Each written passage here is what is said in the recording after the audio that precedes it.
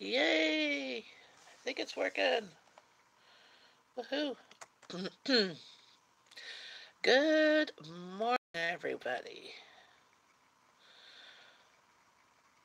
Good morning, everybody. Gotta turn down the volume so you don't get feedback. You don't want to hear me twice, do you?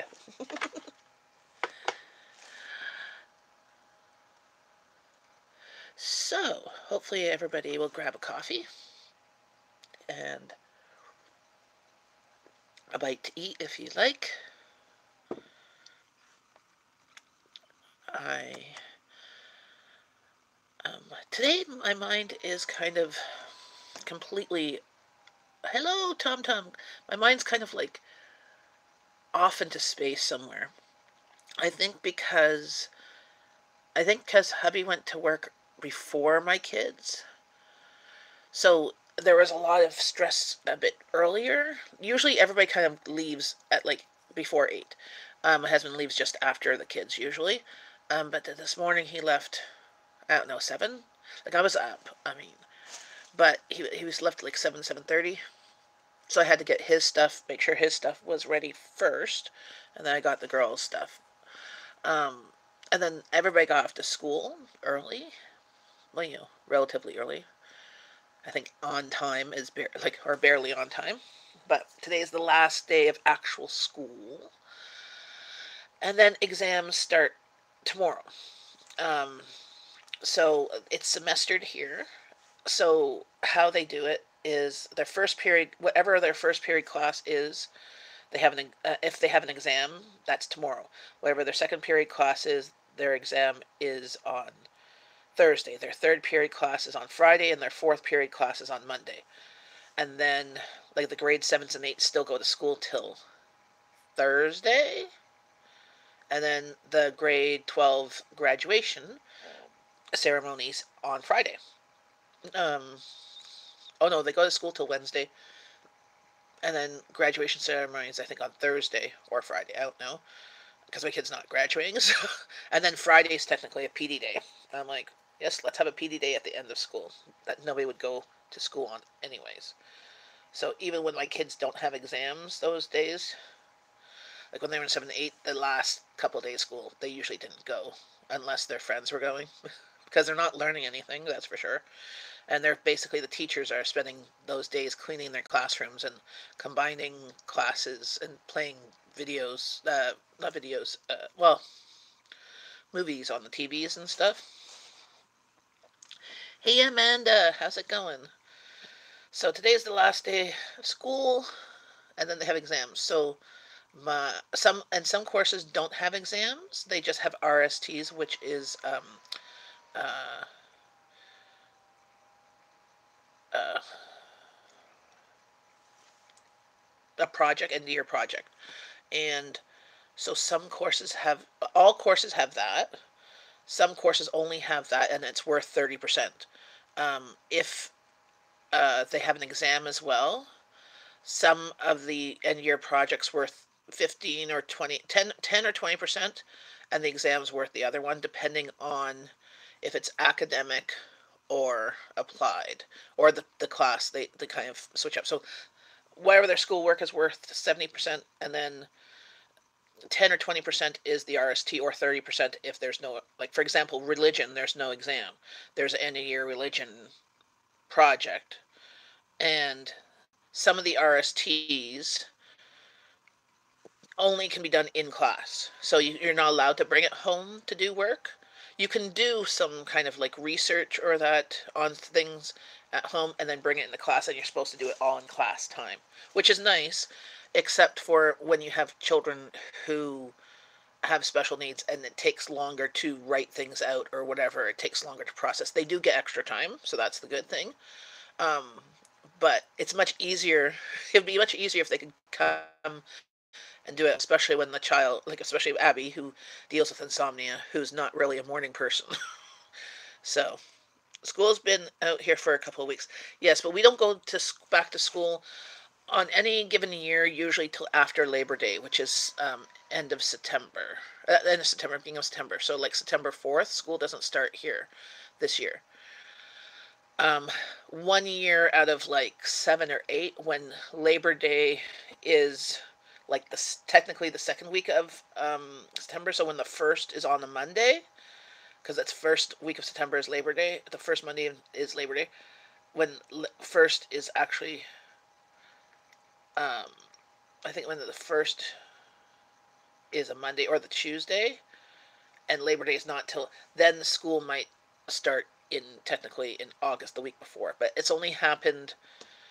It's happened in my kids' school lives once I can remember. I think twice. I think once when they were like in kindergarten. Um, but it's like every like 7 years type of thing, 7 or 8 years. Was there's like leap years and all that stuff. I don't know. All I know is that we tend to plan vacation and stuff near the either the beginning of August to get after the civic holiday, um, or end of August. Used to be, but now it just keeps getting earlier and earlier. Yes, but see, you guys, so this is the thing too. Especially, I understand it also in the more southern states. Here, the schools don't have much air conditioning. The newer built schools do have air conditioning throughout. Here, most of the schools are like their high school is a fairly new high school. It was built like 30 years ago.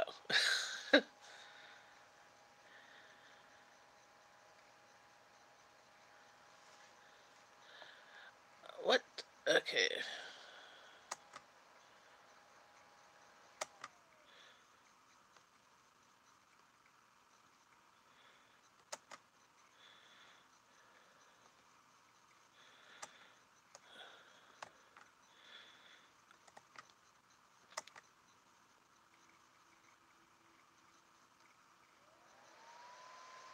Okay, I reported it, but you hit it.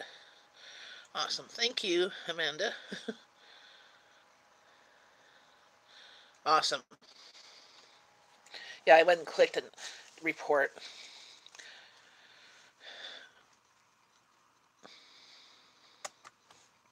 Yeah, when you come in here in all caps, that's never a good idea.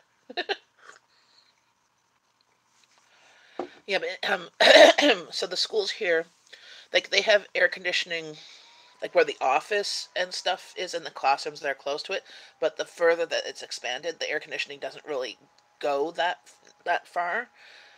Their school is fairly cool, but um, like the air conditioning is not that great in the high schools, like because they're like 3 floors and stuff. Like it's not bad, like it's not. But some of the schools also they have portables. The portables do not have air conditioning like the elementary school.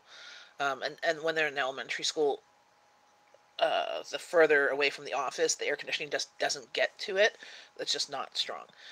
The heat does, like the heat works. So um, having it go early in August here is like our hottest month, July and August. June it gets hot. Like right now it's hot. It was hot yesterday and stuff like that. It's muggy. Um, I would love the kids to be out in June, but I would not want them to go back in August. You know, because it's not fun at all. Um, and my kids don't deal well with heat in a classroom. Like when my kids were smaller, they used to get like heat rash and heat exhaustion. Like they'd actually like pass out in class and fall asleep on their desk because it's just too hot to do anything. So, um, but I like this how the whole with the exams and stuff, they're actually out a little bit earlier, and the outdoor pools I think open up this week here. The city pools. It costs I think $3 to go swimming. You can get a pass for like a month or 3 months or whatever, but just it's not going to be. I used to do it before.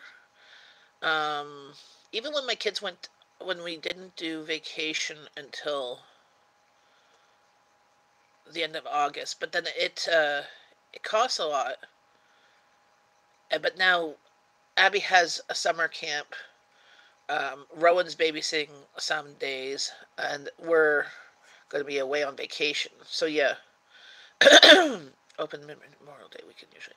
Yeah, our outdoor pools don't open until they open up the last week or two of school. Now private pools usually open, like condo, maybe beginning of June. But no, my head day, I don't know where it is, but I think because hubby left early, I'm just not quite with it. Maybe I just need more coffee because I'm trying to think of what I'm supposed to be doing today and what needs to get done because today is my at-home cleaning day, and I'm like, yay, I hate cleaning. But and me being away on the weekend, well, that last week, they did manage to do the dishes except for up till Saturday.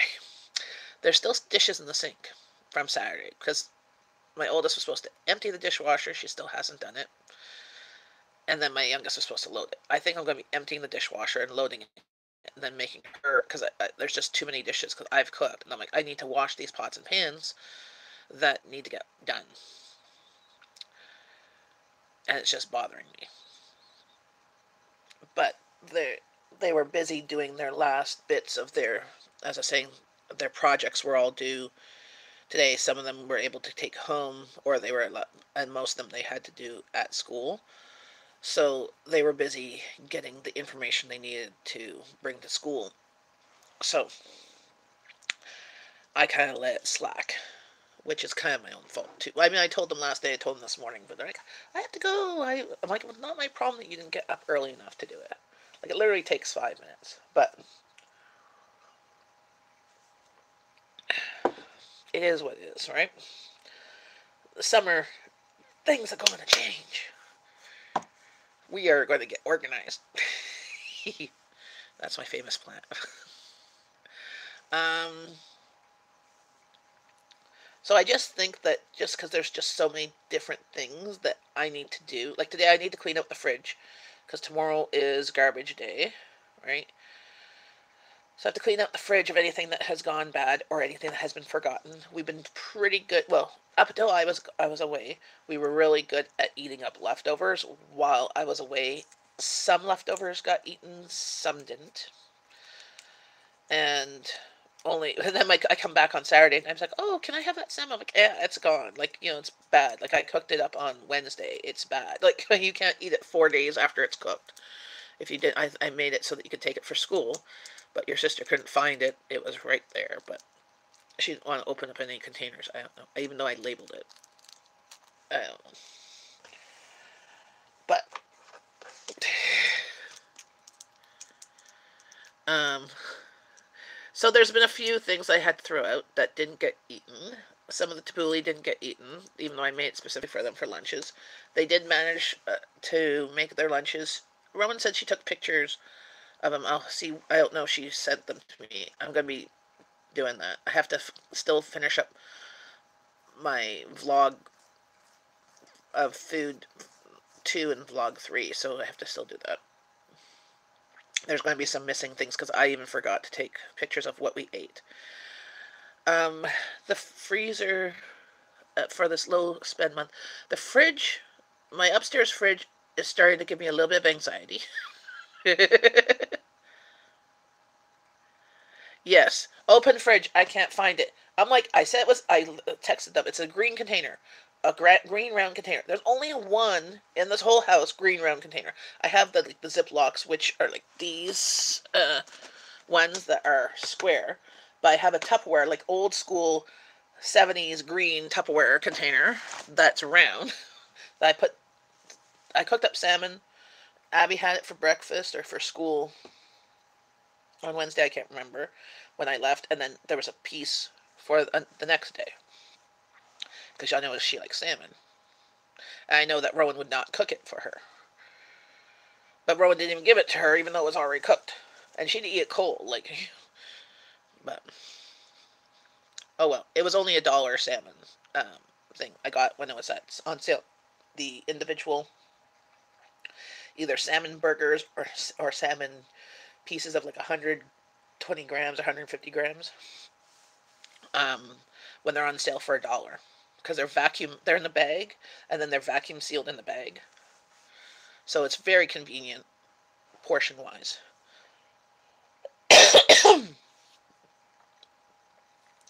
But what was I saying? Oh, I swear, my mind. I need more coffee. Coffee, kick in. Um, oh yeah. So my fridge is starting to give me a tiny bit of anxiety. So last night.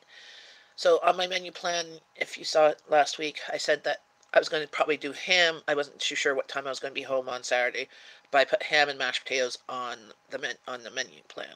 They didn't do that. They ordered out. They ordered KFC. Talking about the fridge thing. Thank you. Yes. So they didn't do that. They ordered KFC. So there's still leftovers of that, and that's part of our entertainment budget. So that's not part of our um, grocery budget, because that's not something I'm in charge of.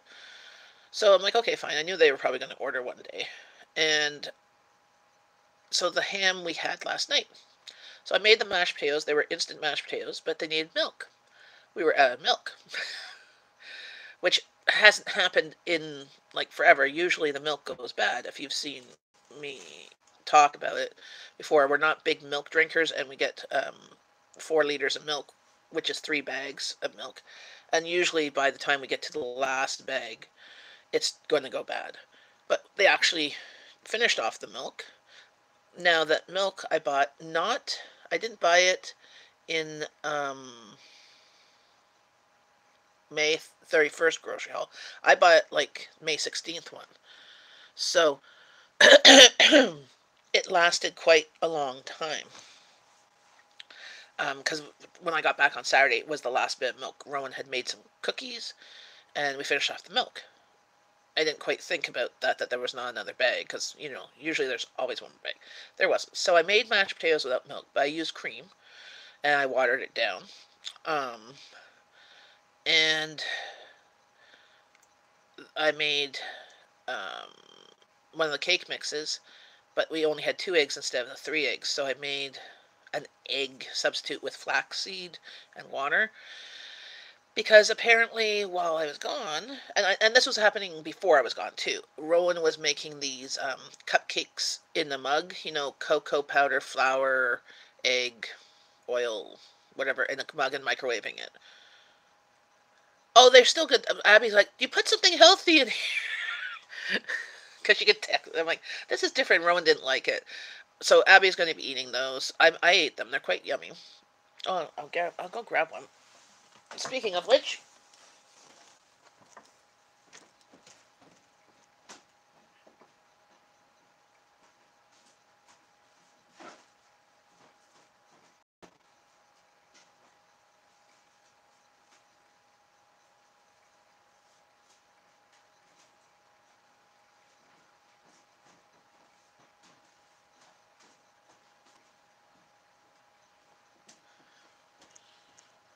yeah, I'll grab the one that Rowan took a piece off of to try. She's like, yeah, I don't like it. So this is the flowered shaped one. Still moist. Love, love, love silicone mats. Look how easy they came out. This one, it doesn't come out as much. Well, it still came out easy, but like some of it stuck with it, like just the crumb. But that's easy to clean, but you could see the detail that comes out. Yeah, they are good. But in a video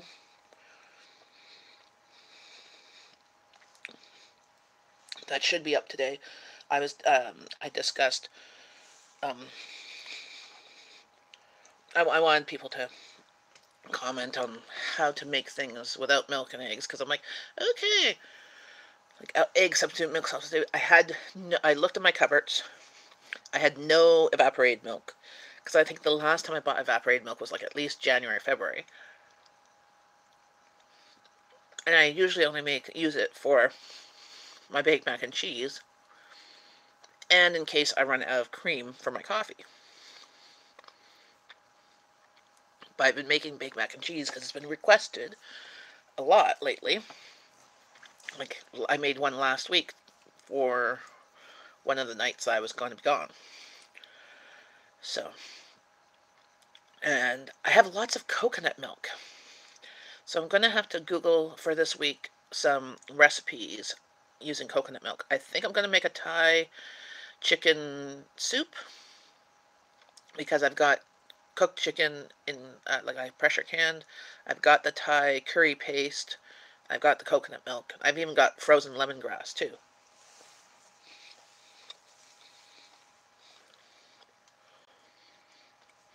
Applesauce is usually to substitute for the oil.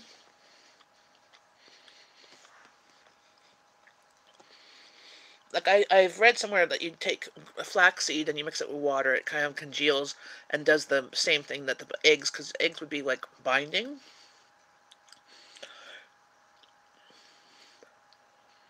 I could have made them. Oh, that would have been much healthier than all the oil. But yeah, I usually only keep one or two apple sauces in my cupboard when we have pork. Mm. I used to do that a lot when my kids were smaller because they liked. I wanted to make sure they try and get as much fruits and vegetables in them. But I was like, I'm looking around in my cupboards. I'm like, I need to use some of this stuff up. You know. So I used up. Yesterday I made the Kraft Dinner pasta salads. I had bought them at the end of summer last year because they were marked down 50% off or 49 cents instead of here they're $1.70. Hey, Southern Belle Gaming. Awesome. Thanks for coming by. Hopefully you grabbed a coffee and a snack. I'm having one of my uh, cupcakes, muffins, butter pecan Duncan Hines. I made it and made them into muffin tins.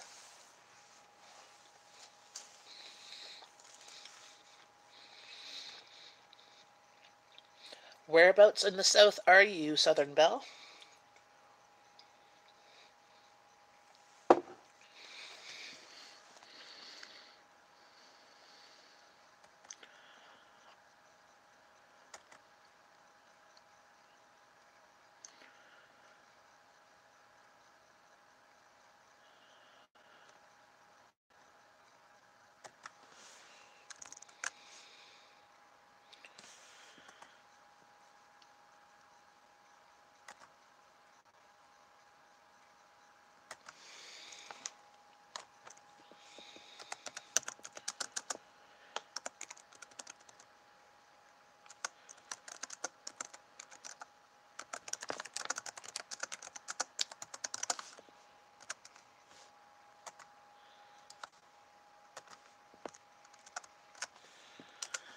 Whereabouts are you located, Southern Belle?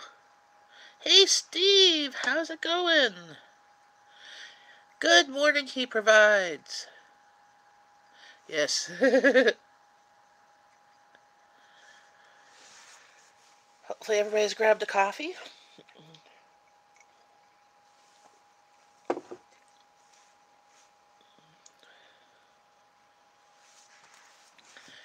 How the weather where you guys are?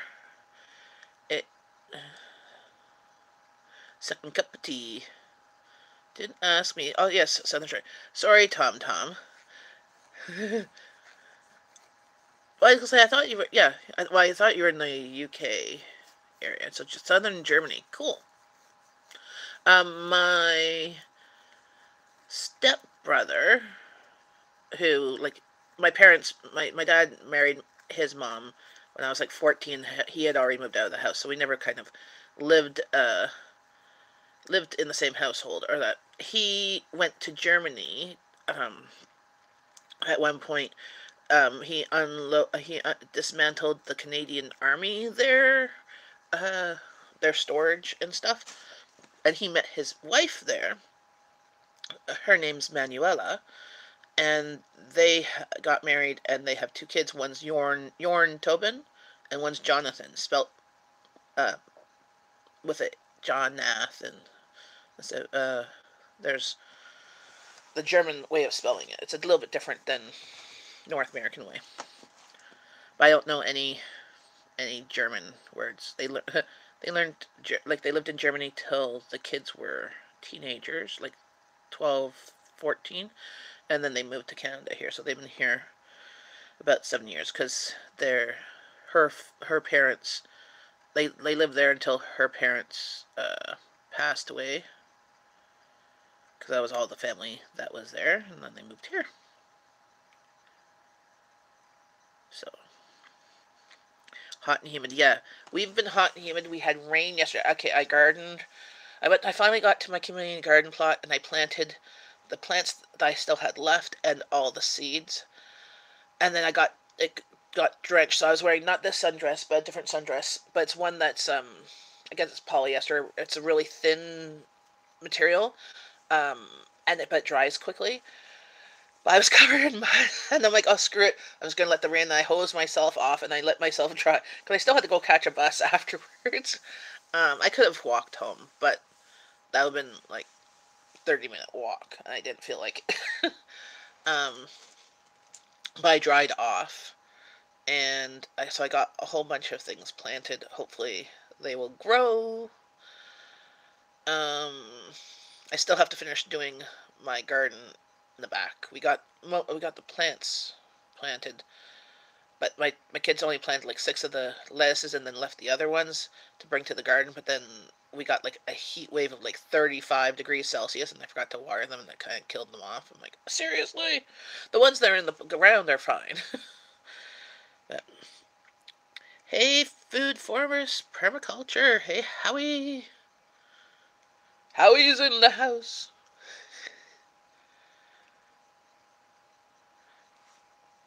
Hopefully everybody's grabbed a coffee. I was just saying, like, today my head is not in its normal space. I mean, I think it's because of I say I have ADHD. It's not technically diagnosed. I have a counselor that says, yeah, you should get tested or whatever. So I'm going to be getting it probably tested because I have all these. I get easily distracted, and that. I've had it for a while. But as I've gotten older, it's harder with more things on my plate to stay focused. So that was the thing. I think I had very good coping skills as a child due to my upbringing that was kind of like disruptive. That now as an adult, as life is fairly calm, my brain just keeps on racing with things. Oh, awesome! Did you take any video or from fishing? Did you go salmon fishing? Is it salmon fishing time? I love fishing. I just don't go fishing. When I was a kid, I used to go fishing with my dad. I liked it. Like, I really enjoyed it, and I loved the fish part too. And I've learned that to clean a fish, I don't necessarily like cleaning a fish, but I have to do it. But if I do it, I have to wear a bathing suit so I can jump into the lake afterwards because it's very messy. 4 sockeye and 2 rainbows. A rainbow, is that like a rainbow salmon? This sockeye, I salmon, rainbow salmon. I didn't. I know there's different names. That's called salmon. Like wild or farmed. Oh, it's a rainbow trout. Okay, because I'm like, okay, I've heard of rainbow trout. I just didn't know if there was a rainbow salmon. I just eat it. It's fish. Awesome. Coffee, coffee.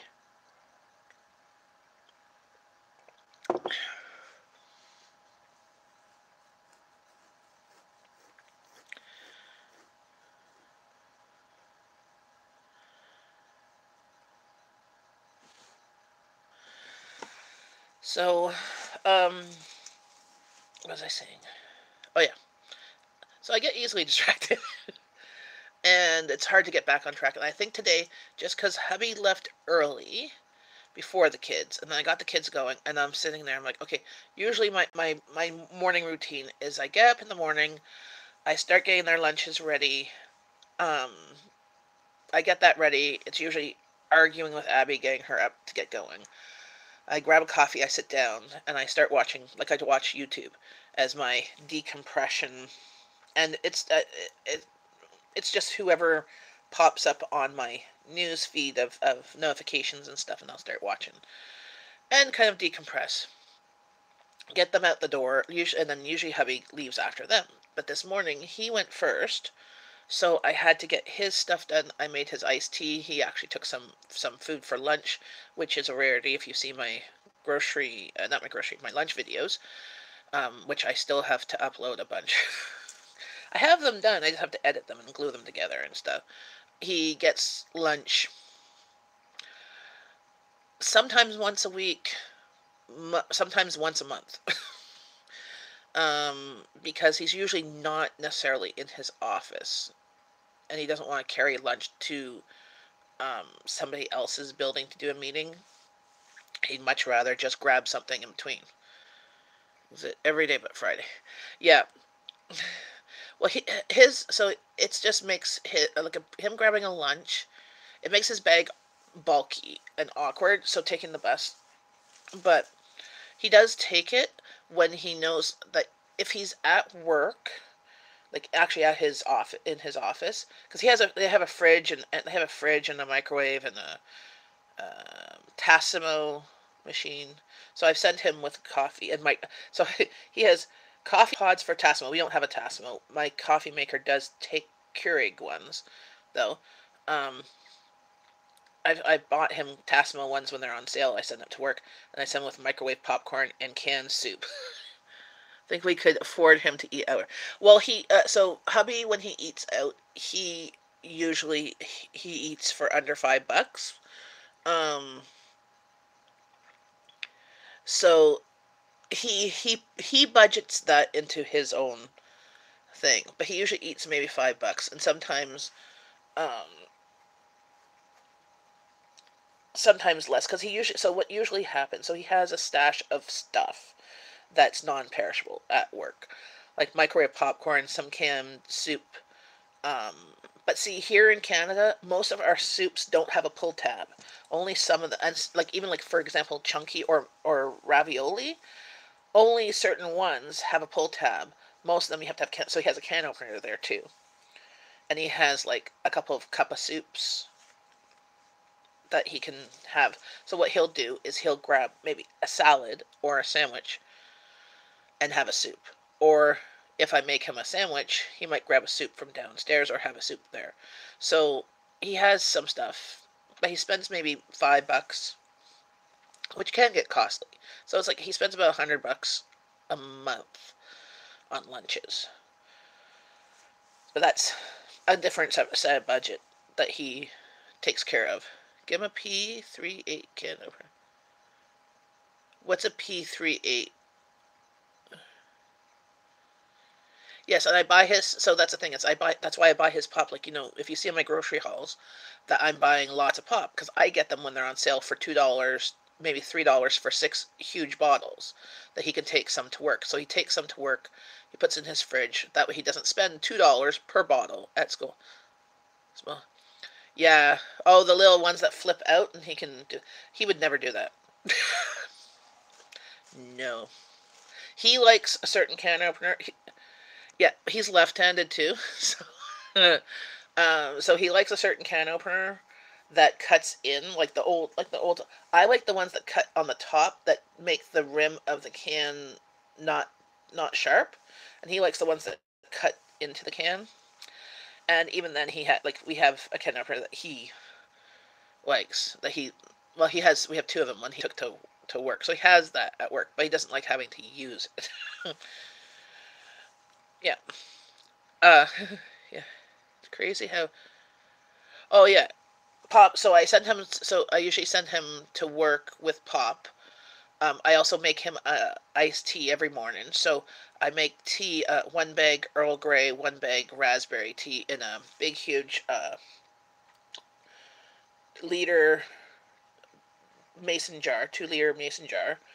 Depends on if it's clean. 2 liter mason jar or the 1 liter ones or the quart ones. Um, and that makes like 2 iced teas. So I brew that and then I put it on his big huge water bottles. He has like 1 liter. I'll show you. What we absolutely love. Love, love. It's also Contico. He doesn't like these lids. He likes the older lids, but you can't buy them. The older ones, the original ones. Whenever I see them at the Value Village or Thrifts. And so fill this up with ice, put the iced tea over it, put a lemon packet in it, and he's good. And he drinks like 2 liters of water in this as well. Because the cans aren't very sturdy after.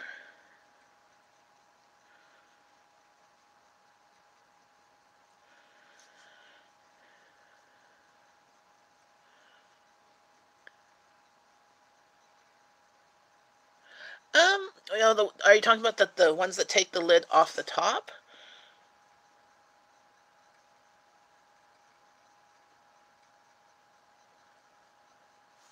I don't know what you're referring to, Steve.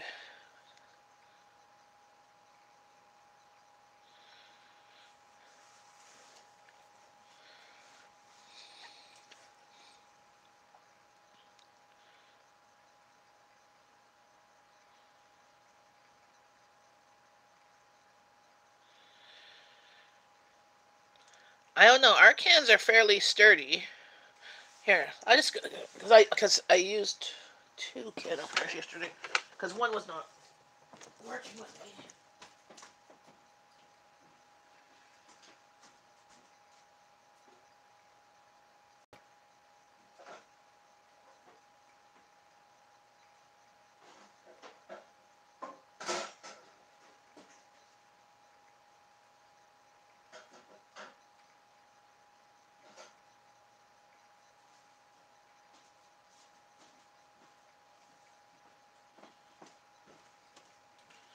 So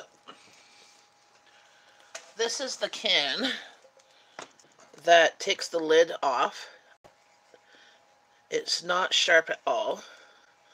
So like a can like this, you could repurpose it and make, those tea light holders or whatever.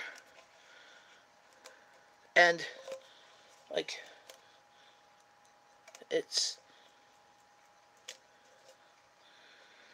hard to pick up the cans without the rim. The rim's still on there. What it does is it uncrimps the thing.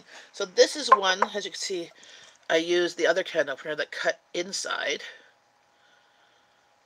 on this one because I put down this can opener and I couldn't find it. So I used the other can opener and it cut inside because that's where the lid is. You can see the lid is sharp. And also the lid when you take a, but it's just as sturdy. It's a little bit sturdier, yes, because it has more rim. So this one, I don't know, you can see it has all the rim. Oh, yours cuts under the, and this one still has a rim, but what it does, like how the cans are, is that the can is a tube, and then they have a circle thing, and it crimps down. So what it does is it uncrimps the lid from the other lid, like the other rim. And that's not sharp. This is from the Tupperware can opener. I absolutely love it. It's expensive as it is, but you could always... what I got mine, like I signed up for it, I got my can opener free and a whole bunch of, like, $500 worth of stuff for like $100. I sold a little bit, but then I stopped. I'm like, yeah, I like this stuff. Never knew there were so many... Yes. And I've never been successful with an electric can opener. Oh, sorry, my ankle's itchy. I think I got a mosquito bite. Every time I've had an electric can opener, like when I first moved out on my own, I bought one because I'm like, oh, my mom had one. But getting it to clip onto the can and press the button, it never worked, and it died. Like it just died. And I'm like, we had one that went underneath the cupboard, like you drilled holes into the cupboard, and it just sat there. Loved it for maybe 6 months. It did not like to do the big cans, like the cans of tomatoes and stuff like that. So, but yeah, no, I like the ones that you take off the lid because I'm not worried with the lid or that if I accidentally grab it because I've cut myself. Oh, cutting yourself with a can opener with the cut can, like this lid here, I always shove it in there because this is like super duper sharp, and I've cut myself like down to the bone, accidentally reaching for it. Um, it bleeds like a SOB. And if you haven't had your tetanus shot, you need to go get it. I know, and like I've had it for like my mom's one would work sometimes, but not on big cans. Or the little cans. Like if you get the little cans of like sardines and stuff like that, it wouldn't work. Or tomato paste, it didn't like that. Yeah. But the only thing is when you take them ones off the top, they're bigger than the inside of the can, so they can't go in. But when you uncrimp it, the lid is not sharp either. So there's less people, especially when my kids were smaller. They also cut themselves. They're charged putting stuff in the recycling. But well, Abby, right? So she always has to investigate everything. Sharpen one side of a spoon and rub it back and forth. Yes, I've also seen one for camping and stuff. You could take the can and rub it on like cement, and it would uncrimp like the lid part. You could do that, but operated one works good when you have good batteries. Okay. I've never seen a battery operated one. I've seen plug-in ones. Actually, speaking of can openers, when I was at my friend's place in Petawawa, their can opener actually died while I was making the chili. So we're like trying to find a handheld. They shouldn't even have a handheld can opener. So we're just trying to get the last bit of the last can to open because the motor just went. So we're like using the handheld one and just trying to crimp it around to get the lid off. So she went and bought another one. I'm like, you should get also another a handheld one for when it dies or when you go camping and stuff.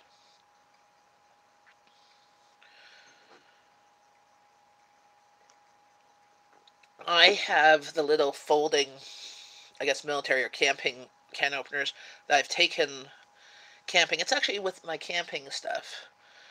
But I don't really like them. They're hard on my hands. I get bruise like when I use them. I get bruises here on your thumb there.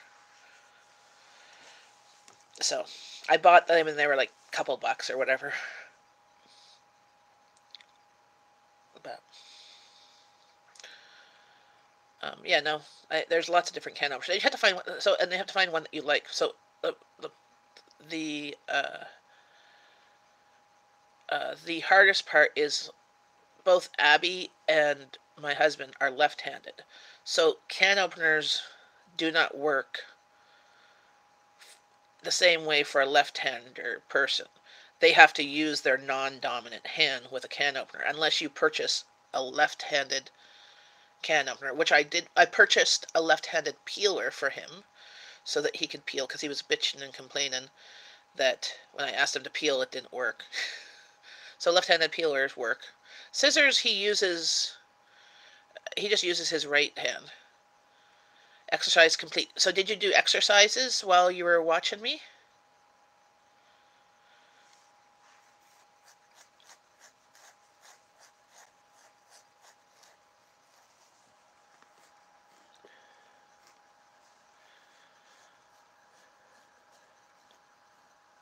Awesome. Well, is that half my family is left-handed. And what's funny is my dad was left-handed, and I'll have to ask Jeff if his parents are left. I think his father's left-handed too.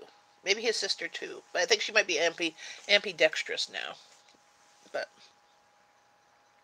my mom, my grandmother was left-handed, but back in when she was a kid and she was raised by nuns, they beat it out of her because that's the sign of the devil. Back in 1910, that was the sign of the devil.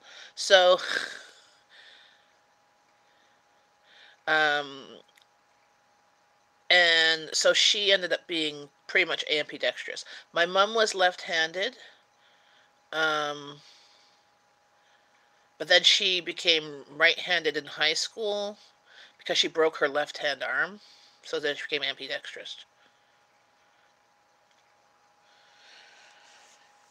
Yes. Well, see, this is why Jeff and Abby get along well, and they think differently. So that's the thing. They do think they're very logical people, and they just think differently, and that's why also why Abby and I also get like headbutt because we think differently. Hey, Florida, Greg. Yeah, well, my grandmother was born 1908, and so yeah, my grandma was born 1908, like the so far like the eighth child, and then her mother got pregnant and had twins, and then 1910 when my grandmother was two, because my grandmother's mother was very good staunch Catholic. All the kids were about 9 to 10 months apart. And well, in 1910, like it starting the depression and all that stuff, she couldn't feed her family, so she put all eight older brothers and sisters into orphanages because she couldn't feed them. So the girls, there was my grandmother, her sister Mimi, and another sister were in the girls' orphanages, and her brothers were in the boys' orphanage. And they never came back. They were never adopted out, because well, everybody was in the depression and all that. Couldn't feed the kids they already had. So the nuns took care of them, and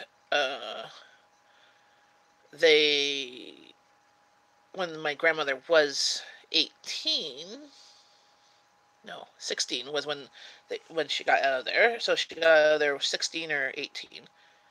18, I think. Um, well, she had to work when she was in an orphanage. They whatever they worked for like a penny a week or whatever. At that time, it's fairly decent or whatever. Like they started working when they were 4, so they were hired out as like mother helpers. So they'd like wash dishes or, sweep and stuff like that for those that could afford them.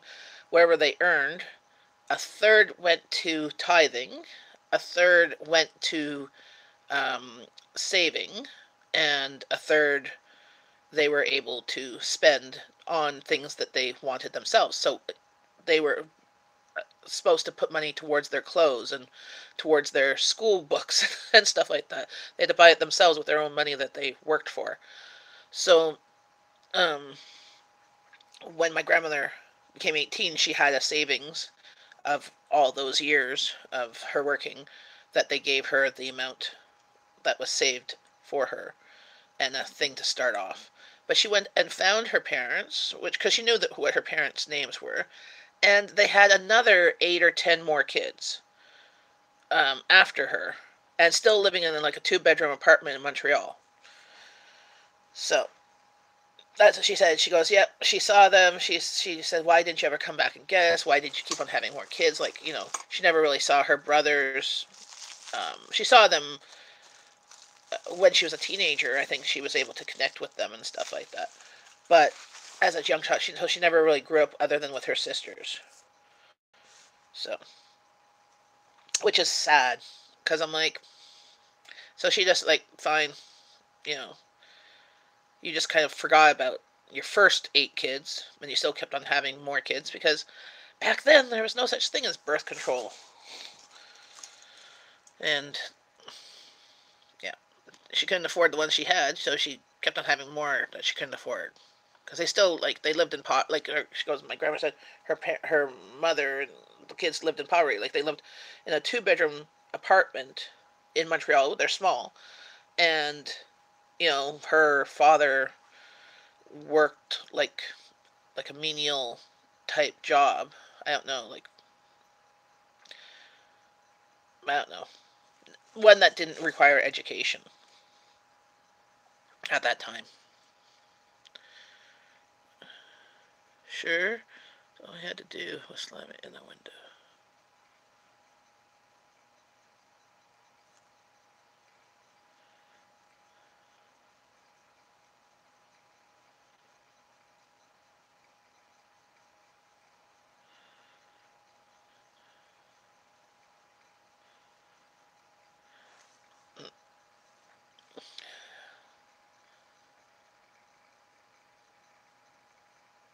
Hey, Florida Greg.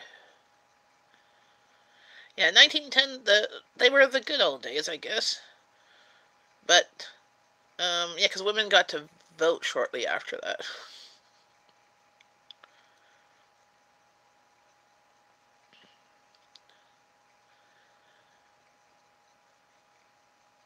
How's things in Canada? Well, things are things. Um, was it last week we voted? No, the week before. In Ontario, we got a new premier. Now we have the conservative guy, Ford, which he's not very conservative to begin with. I don't know how he got head of his party, because so things should be changing apparently. He's stopped um, some public service hirings and stuff like that. But he didn't even he got hired without even a plan, and his plan was like kind of vague when he did give it. Like, yeah, we're gonna cut spending. Well, how are you gonna do that? Yeah. Well, see, we had Liberal before for like 15 years. Before we had Liberal, we had PC, and they cut like a whole bunch of spending and stuff. But they cut like hospitals, like some hospitals closed and stuff. Yeah, but he hasn't really done anything. So since the election, he hasn't really done anything noteworthy that has come across me, other than this most recent thing of saying everybody's having a hiring freeze, which is fine. But um, he's kind of like your in Ontario, our premier. So in Ontario, so our healthcare is provincial as well as federal. But it's most of its money comes from the province versus federal for the whole country. So that's, you know, and we have hydro problems, and our biggest hydro problem is that we've had coal, we switched to hydro, like water, and we only have a couple of nuclear plants or whatever. We tried to do wind farms, but they put them a couple of wind farms, but they put them in not great places. And same with solar farms, work, but we also, like, they need to set them up in places where and on angles, and like in a way that they can be used efficiently also in the wintertime too. So there's been a lot of, not necessarily mismanagement, but when the PCs were in before, there was a lot of um, cuts and freezes. So when the Liberals came in, they had to implement some programs, because there was things like more mental health issues, more like we wanted to take care of these problems, more addictions or whatever. We needed to have the funding to do it. So some things were, I don't know, some things people didn't agree with how the Liberals at the time were doing, you know, certain things. Some things they agreed with, some things didn't. Like, you can't please everybody. Um, but I think she was doing the best she could. But that was about it.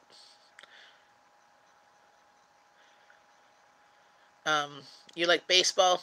I don't know. We only have really one good baseball team, and that's the Blue Jays. Thermal heating is the best. Yes. Well, this is what we're saying. Like, Um, the hydro um, things were either not mismanaged, but like when a contractor gives you an estimate, well, the estimate was below what its actual cost, so there was like a significant amount of cost for certain things that um, that she got blamed for. Um, Partially because it was her fault, but partially it was also there's advisors and stuff like that too. And it went.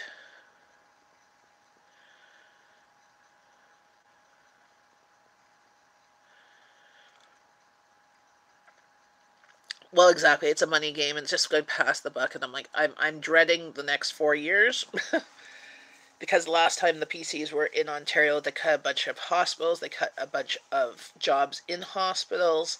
That the hospitals themselves are already overworked, and there's already enough long enough waits for certain things.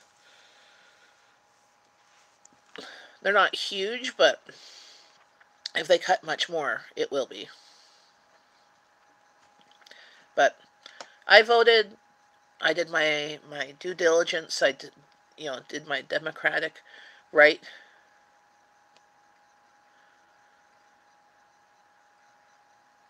PC just got in Ontario Ford, but Ford's history, with his own business, his own private business, his father's business, has since him and his brother had taken over, it has gone down in the shithole.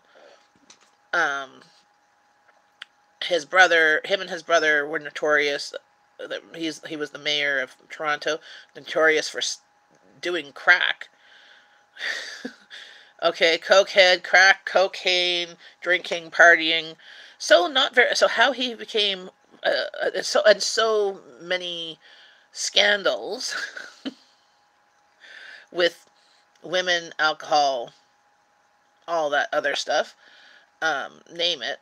How he became a leader of the Conservatives, which those ideals I don't think are part of the Conservative platform. But and then he got voted in with he all the other parties gave um, a platform of how they were going to cut taxes or what programs that they were going to do and where the money was coming from. He just blanketly said that he wants to bring back dollar beers and he was going to be cutting taxes and cutting inefficiencies. Well, we've been cutting inefficiencies. Yeah, sex, drugs, and rock and roll. Yes. So, okay, here's something. So the Liberals a few years ago they updated our sex education. Okay, to be legitimate, you know, they know about learning about consent like from the early age, so it's age appropriate.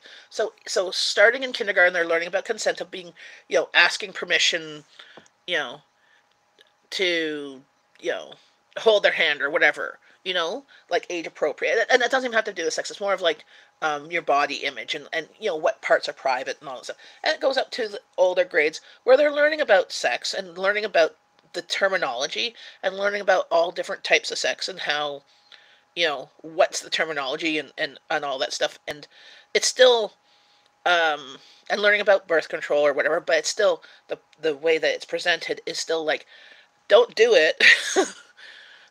Because they also learn about STDs, which are now not called STDs. They're called, shoot, what are they called now? Hey Google, what's another word for STD? My apologies. I don't understand. Hey Google. Hey Google, what's another term for sexually transmitted diseases?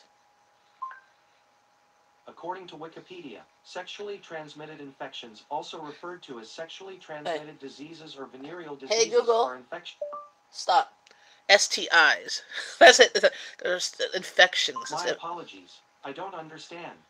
So he was all doing this platform of, because when it came out into the books, like they literally talked in the older grades, okay, like what oral was and all that stuff, of just saying what the terminology was.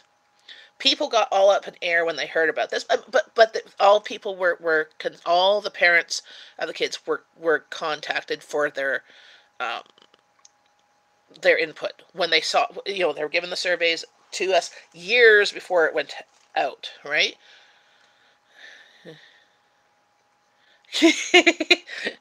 And so parents were consulted and stuff, and the plan was very I agree with it. I personally would be talking to my kids early on about things.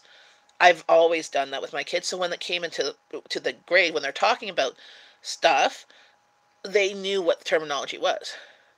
Supposed to be nicer than a disease. Exactly.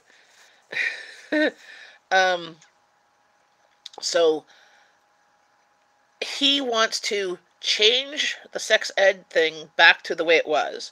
Okay, so his platform was he didn't like some of the wording on it because it was making um, things or different things, like he was saying it was encouraging people to try different things. No, it was just saying it was not wrong, right?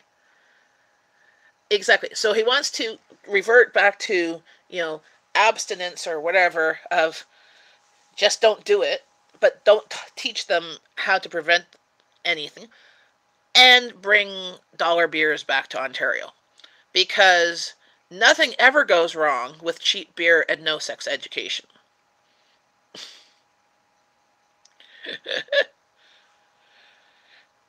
Yeah, well, my parents didn't really give me much of a sex talk. I learned it on my own from school, and then they're like, oh, I guess you already know it. Yeah. Considering beer, the taxes we get on beer actually helps fund Ontario. It helps fund all provinces. Every province has their different taxes on beer and stuff because it's used. So those things help put the roads, fill up the potholes, fill up the things. More susceptible to not making the wisest decisions. Well, that's very good, Florida Greg. I've had kids, but not diseases. That's for sure. Unless you call getting pregnant a disease. Yeah, no. We just on purposely, as a society, no, we just have free health care. So if you've changed partners or whatever, or you're going to change partner, like I don't know, like friends I know my age or a bit younger that are single, whenever they get into a relationship, they themselves and their potential partner go and get testing done to make sure that everything is a-okay. Um, since it's free, it doesn't cost us anything. It helps keep us from being carriers of stuff we don't want to be carriers from.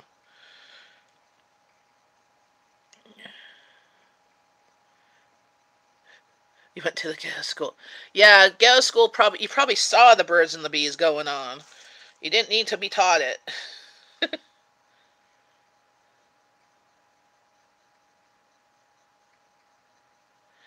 um, education comes so education is part provincial and part federal. So federal, that's the whole country money comes, and then so our taxes for federal taxes, yeah, it's part of healthcare.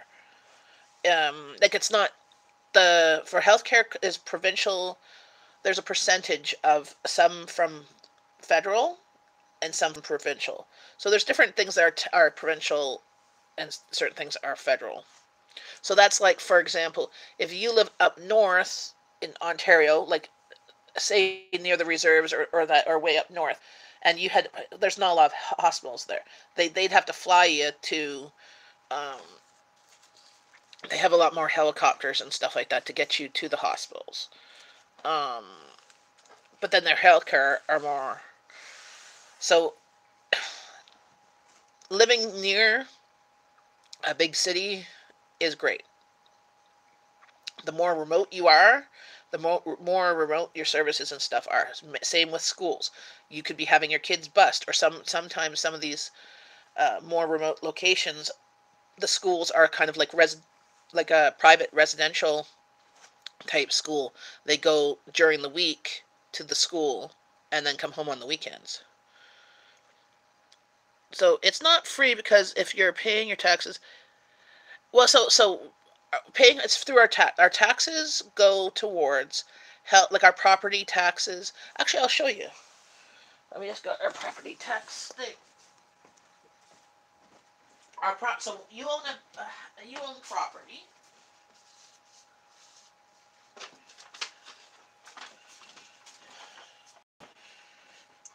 We just got our thingy. So you own so it's income taxes. Well, your income tax, some of your income tax goes to education too. Okay, read the English side. So we have taxes for citywide taxes that you own a place, you get the certain amount taxed. There's an urban tax, since we have access to buses and stuff like that. There's the tax. So for example, citywide tax is 0.496991%. So less than 0.5%. Urban transit, so the bus system, is 0.16%, but 0.16, a whole bunch of decimal points. The police services is 0.148. Fire for fire trucks is 0.08, and a whole bunch of other decimal points. And conservative authority, so that's for conserving natural habitats and environment and stuff, it's 0.006%. And education is 0.17%. So it's not even a full percentage. So everybody who owns property gets charged for education, because we'd like to have a fairly well-educated society. Also, so it says special charges. So since we are part of the city and we have garbage removal, yeah, you don't have. So if you rent, the owner of the building gets charged these taxes. Okay, so so special services is solid waste curbside service that we get charged $86 for the year. Yeah, for the year. That sometimes goes up, sometimes goes down. You know. So depending on where you live, like for example, if we lived in Canada North, they voted as a whole part of that they wanted, because they have a whole bunch of, they had a really bad mosquito problem, like really bad, that they paid for this organic pesticide killing mosquito thing there.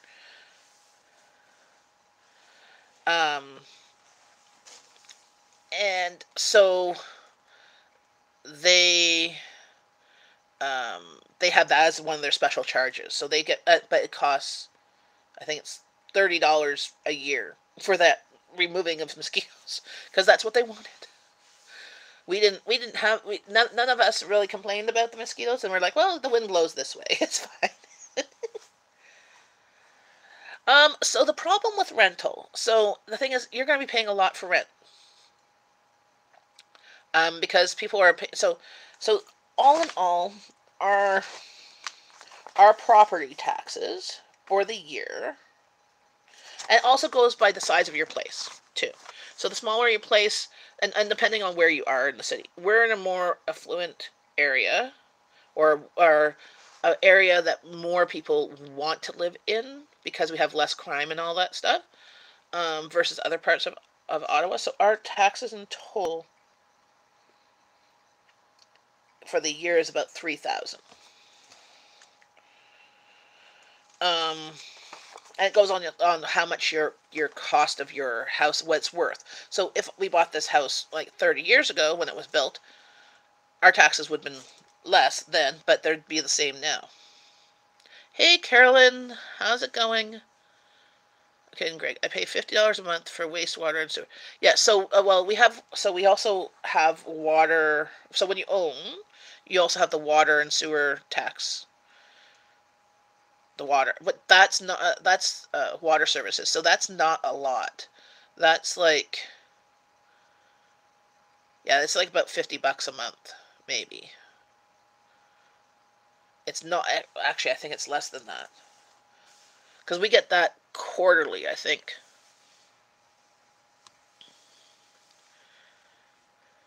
Wastewater more expensive as fresh water. I have to try and find our water bill. I'm trying to look because that's another bill, but we don't get that often.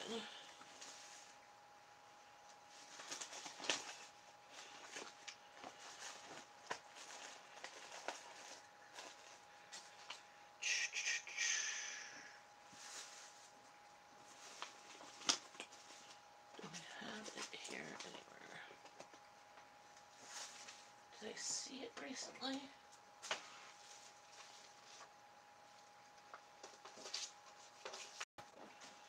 Do, do, do, do.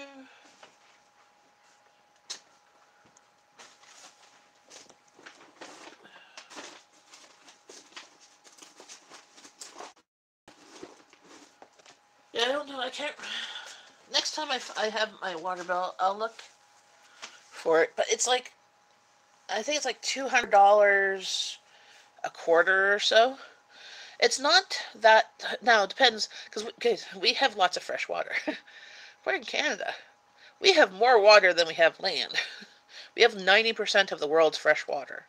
Some of it's under glaciers, but you know, just harder to get at. Yeah, I'm not. I don't know how much we pay about. I would guess probably about $50 or so a month for water and sewer. Heat and hydro. So hydro is electric, and heat we have is gas, so that's separate.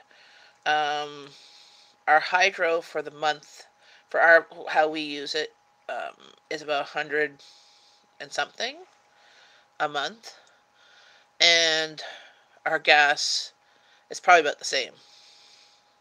But that's because our furnace is the original furnace that came with the house 30 years ago. It's 30 years old this year.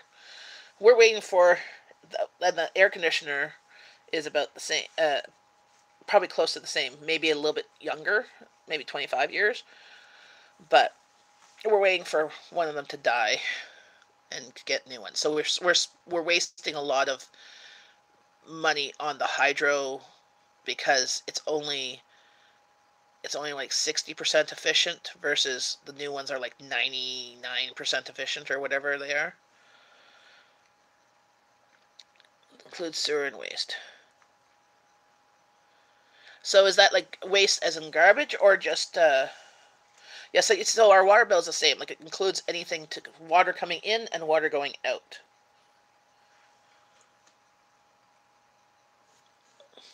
Includes garbage. Okay. So yeah, our garbage is $86 here in the city for the year. So I don't know how much that would be. Let's like 8, 7, $6 a month.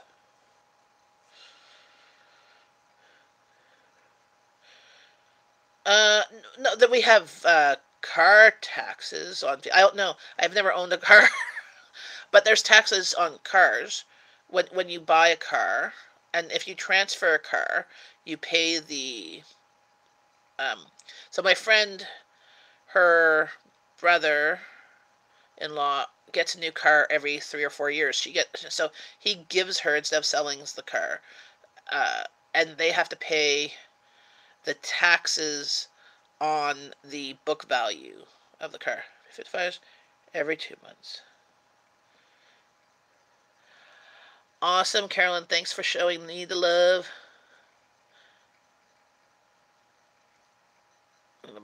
And I'm by myself, so you know I don't use that much. Yes, so we use we have we use a lot of water. My husband takes a shower every morning for work, but he doesn't take a long shower. My kids either take showers or bath every second day. Same with me. You know, sometimes every day, depending on depending on what we're doing. I do like baths, so I waste more water. We run the dishwasher about once a day, and I do dishes of the pots and pans. Our washer and dryer are high efficiency ones, so it doesn't use hardly any water. I pay 55. Wow. Literally, our tap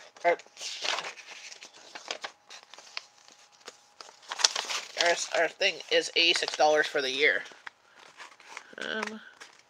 Where's the camera? See, 86 for garbage. I don't know if you can see that very well. It says solid waste curbside service, $86 for the year. If we had a multi-unit building, it would be times how many units, I guess, but we don't.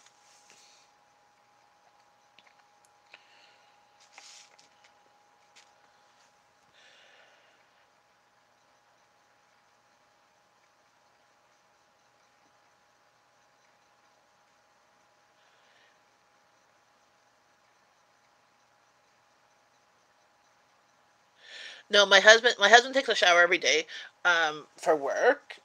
He'll take one on the weekends. Like one day he might not. But he takes a shower every morning, an under 10-minute shower, probably about 5 minutes. My girls will take a shower or a bath every couple days. Same with me. I might take more baths because I like soaking in the tub because my back doesn't always like me. But yeah, our as I said, our water's about, I would say, $50 to $100 a month. I don't think it's more than that. And hydro's about, we just got back, it was 130 or 140. So yeah, so rentals. So this is the thing. Depending on where you're renting, a 2-bedroom apartment where I live, minimum $800 to $900, and that's in a more sketchy neighborhood. In a nice neighborhood and with a building that maybe has like some sort of security, or maybe some facilities like maybe a gym room or something like that, or maybe a pool if you're really lucky, um, you're paying for a 2-bedroom apartment over $1,000. Sometimes 1,200 to $1,600, and then some of those include heat and hydro. Some of them don't. Like the older buildings include it. Include your heat because it's one big huge furnace for like the whole building type thing. So you don't have the heat bill, but you'll have still your electricity bill. Some include both. Now here where I live in Canada, a 2-bedroom apartment here in Canada is about 1,200. And most of those buildings they're fairly newer because Canada didn't build apartment buildings. There was a bylaw here that buildings could not be more than 8 floors high or something like that. So there's not really big, but recently there's been a few that have been taller in certain areas. So they're about $1,200. A townhouse, a rental townhouse, in some areas you can maybe get $1,100, but you're paying at least $1,100 to $1,400 a month for a townhouse, if not $1,600. Same if you were renting a house, like a non-attached house, you're paying at least $1,600 to more than $2,000. And then you still have your heat and hydro and all that stuff you have to pay for. You won't have to pay for taxes, but really, my mortgage, when we were renting in the west end of Ottawa, we were paying $1,200 a month rental. That included our heat, but we still had hydro. Like it didn't include our water too. Like when you rent, you don't get water bills or anything like that. And unless you're out in the country, then you get your own water bill too. Um, so we were paying $1,200, and they were going to raise our rent. Now this was a 4-bedroom townhouse, about the same size as this one. This one's a 3-bedroom, but just the rooms are bigger. And we got this house, and with our mortgage at the time, it actually was less than the $1,200. Like it was something like 11 something a month. But then we had property taxes and stuff, which works out to be what property taxes are.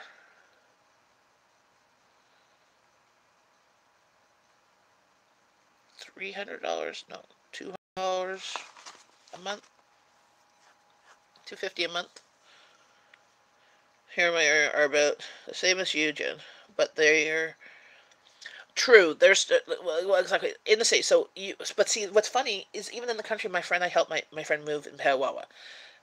Renting a house or a townhouse or that there is the same as in the city, and they don't have bus service, and they're usually on septic, so they're not. Some are on sewer water, like sewage. Some are on septic, and then you have like they wanted like where she was paying $1,600 a month to rent a house. I'm like, you could pay that for in Canada, and a much newer house that doesn't, that's not like falling apart. They just bought a house, and their mortgage is going to be about 1,200, 1,300, which was cheaper than what they were renting. And it's a decent sized house, and the cost for the house is what you'd pay, a little bit less than what you'd pay here. Yeah. Hey, good morning, Jacob. I'm just going to be right back. I'm just going to grab coffee. Everybody share love and grab a coffee.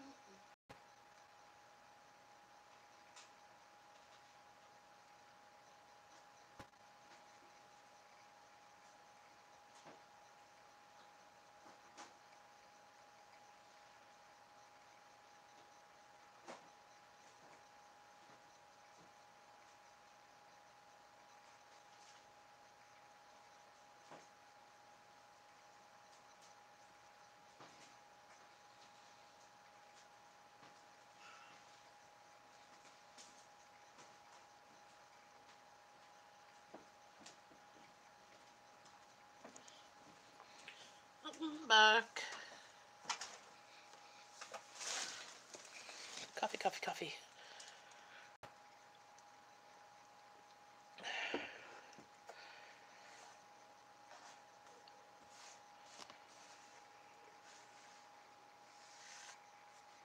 Yeah, and in Florida, there are some more remote areas. One of my husband's ex-roommates. So when I first met him, he was living with 3 roommates, and one of them had a kid, and was American by birth and married a Canadian, and then they separated and stuff. And she eventually moved back down to the States, but she has a disability now, like her body's just arthritis or whatever. But she moved to the States and ended up having to go on disability, which you get shit amount of disability. That all that she could afford were this room. It's like a motel that they converted to apartments. So she had like a room with like a kitchenette, like a little tiny, I think a little stove, microwave, and bathroom, like a motel, and that's it. Or as one room, and that's all that she could afford on disability. And even with the disability, her and her boyfriend or husband, I don't know, that's all they could afford. and where they lived, there was not really bus service, and she used a wheelchair, um, not accessible bus service,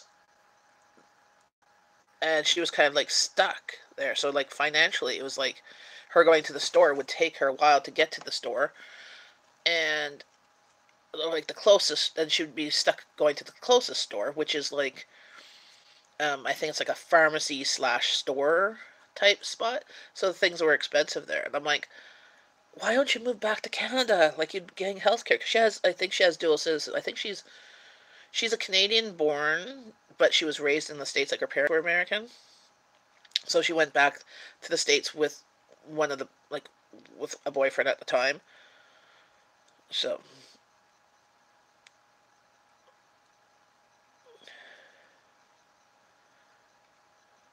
well, that's what my husband's been trying to convince her to come back to Canada because she'd be better off. Because right, she goes like he's he's helped her out a couple of times, like either financially or like she was needing something for her disability that he purchased to help her because she could not afford, like, there's like she goes, there's no buses. They like she can walk, but not very far because there's some, I don't know what her disability was. I mean, she's the same age as me, but she went down like with arthritis and some other stuff.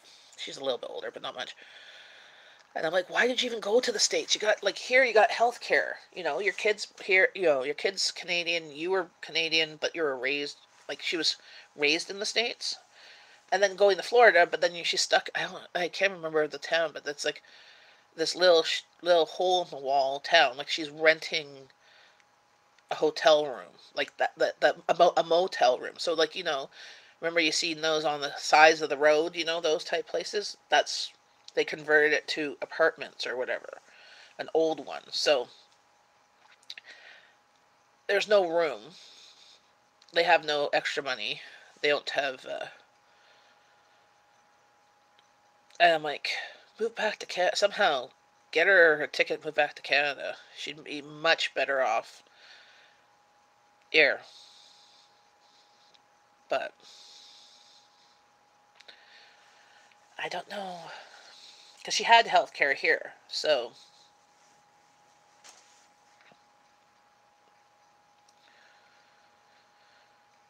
and she, like, initially what she was better off before her health went further down, but then medical bills and everything like that. I don't know. See, like how you guys do it in the States. I don't know how that would work. Um, because here in Canada, like, that's what, like, our property taxes. Is there? See, that's not even healthcare. I think it's another. It might be the part of the citywide part. I don't know. Healthcare is with one of our taxes, either property taxes or income tax. It's not a huge amount.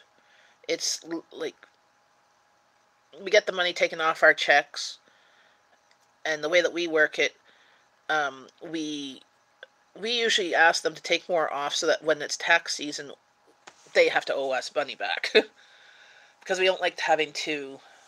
Like, it's more of like a savings plan. Here, like, I think it's something like 10%.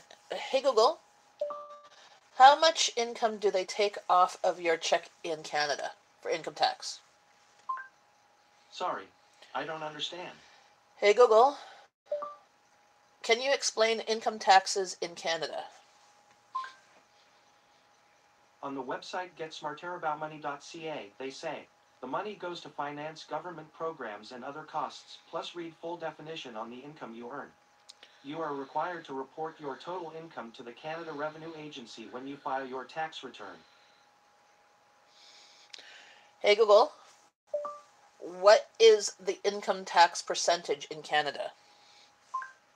On the website canada.ca, they say, the marginal federal tax rate is 26% until you make more than $142,353, when your marginal rate rises to 29%. So 26%. Oh, that's Google, Jacob. We have a federal income tax here in Florida, but no Florida state income tax. Yeah, we don't have, so we just have federal, so we have all we have is property taxes if you own property. If you don't own property, you don't have that. We have income taxes, which apparently is 26%. If you are under $30,000 a year, so if you work at McDonald's at minimum wage, you'll be under $30,000 a year. You're paying even less taxes, like something like 15%. It's like 15%. Or, so most people that work a minimum wage job, the amount of money that they take off your check is usually about, say, 15% or 20%. Whenever I was working, I always asked them to take more than what the schedule is, because you never know when you work overtime, or that I'd rather pay a bit. And it was only like, say, something like $20 off your check. You're making like $1,000 or whatever. It's like $20. You're not gonna miss $20. But when tax season comes and you owe $400, you're gonna have a hard time finding $400, right? So I'd rather them take $20 off, and then when it was tax season, I always got money back. I think one year I paid, the year my mom died, that was it. The year my mom died, I had to pay for her taxes because the government wasn't taking money off of her disability. So that's the thing, you don't get money taken off your disability tax, your stuff from the government. But you owe $100 and something a year. And oh, by the way, Florida Greg, Jacob has a developmental disability, so he's sometimes persistent. um, so that year, since I got money from my mom, which wasn't a lot, I got taxed on it. I got money from my mom's death, but I got taxed on it, even though I used it to pay her funeral. I don't know. So that year I owed, I think, $100. So that's the only year I've ever had to owe money. We've always got money back because we've always got them to take off more. So they always give us money back. It's kind of like our own savings plan. But still, just finding out, yes, it's 26%, but it's not a lot. It's honestly not. And you don't notice it when it's just taken off your check. Developmentally positional behavior with autistic tendency. Yes. Basically, he's a nice guy. He has a channel. Uh, he's a good kid. Or young adult. Do you like coffee, Jacob? Haven't done a video in at least a month. Probably won't do one. But Florida. You have great weather. We all like to live vicariously through you. You're in Florida. Even a bad day in Florida is a better day than in the North Pole. Yes, I went. So I've been to Florida. So a few years ago, we did a cruise to Miami, and the way that the cruise happened, like you had to be at the cruise ship at noon or something like that. So we purposely, instead of going in the day, we didn't want to miss our ship. So we went 2 days before our cruise ship. So just in case the planes were delayed, or that we wanted to make sure we had like a day in Florida. I think we had 2 days. Maybe we had 3 days before. Okay, and we went to Miami. OMG. It was so humid. You like to be called a kid. Okay, Jacob. I just didn't want to insult you since you're 20. I didn't know what you'd like to be called. But it was so humid. Like, you could cut through it. Like, it was like pea soup. It was hard for me to breathe. Okay. We went to the Walmart. Yeah, I think maybe it was the only one, because the hotel had a outdoor pool, which was good. I think it was 2 days, because we went to the Walmart one day and we picked up our travel supplies, like getting like Gravol and all those things that you wanted to make sure you had. Makes you feel young. You are young. And then we went just some shopping, went out for supper and stuff like that. But it was so hot and humid. I'm like, okay, I can't walk. I can't walk through this. This is awful. Like, uh, we stayed at the hotel. Like, went to Walmart, and I found it was interesting. The Miami Airport Walmart. It was really hard to find anybody to speak English to. Actually, McDonald's had only one person that spoke English. You were 20 years old in 1975. Well, Florida Greg, you are 20 years older than me.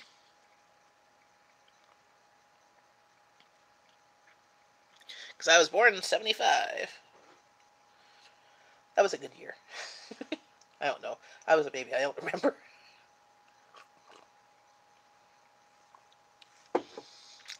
Age is just a number. It's how you live your life. If you're young at heart, you'll be young at heart till the day you die. If you're grumpy and stuff, you just gotta let it go. You're not an old fossil. You just got to you just have to act young. My friend who I do go to church with, she is turning 79 this year, and so she still does real estate. So she has a picture on her office wall from 10 years ago. She looked older then than she does now. She actually looks about maybe 60. Like she then the picture she looked maybe 65. She now looks like she's at 60, and she hasn't done any work or anything like that. Yes, she has wrinkles or whatever, but she's very vibrant and young at heart, and still, like, I mean, she's still working. She doesn't have to. She just doesn't want to quit. She doesn't know what she'd do with herself. Find you a time machine. Yes, but you'd still have the same body, but going back in time.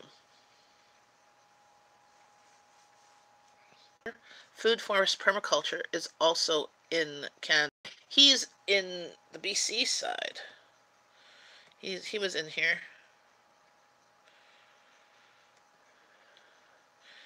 Florida Greg's in Florida.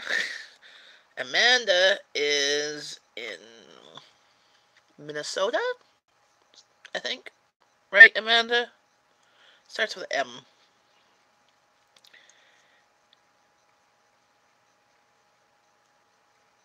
And every time I know, brain, Missouri. I got the M-I. Missouri. Missouri, Missouri, Missouri, Missouri. Missouri, Missouri. But you work in a different state. What's the other state that you work in? Because you live in one and you work in the other because you're near the border. I remember that. Must be near KC.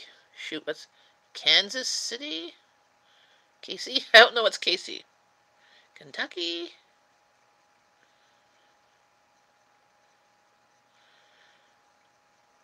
Alabama? AL?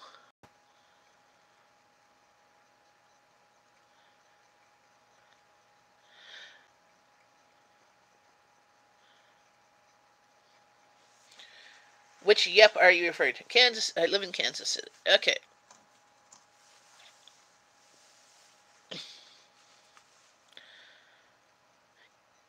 Yeah, Jacob, I believe Amanda's already supporting you. From the last time, her and I share a birthday. Just, I'm a few years older than her. We have the same birthday. She's my birthday twin.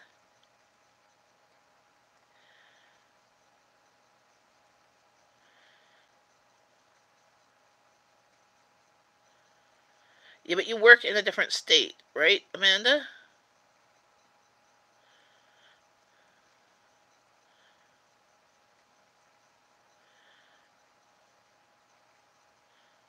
Kansas. Okay. See, I remember things, just not like details of names and stuff. And you work for, you're an associate with a mortgage broker type money person. Hey, 50 chickens in a hen house. How's it going, Alex? See, I remember those things sometimes, but not like details. I'm like, starts with an M. Missouri, Missouri, Missouri, Missouri, Missouri. I don't know. I just want to send you to Minnesota. I've never been to either of those states. I've only been to New York and only like to Ogdensburg, Messina, Syracuse, like near the border. I've never been to New York City. I've been to Florida, but only been to Miami, and I've been to um, where Disney is. Brain just went blank.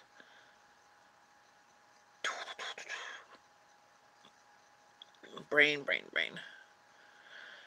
Wherever Disney is, my brain just went blank. In Florida. And I've been to Myrtle Beach. There's a park that's in Myrtle Beach. Orlando. Thank you. When I was when I was not 14, when I was 10 with my cousins. That was my first actual vacation. And that's all the I guess we drove down there. So I guess we've driven through like other states, but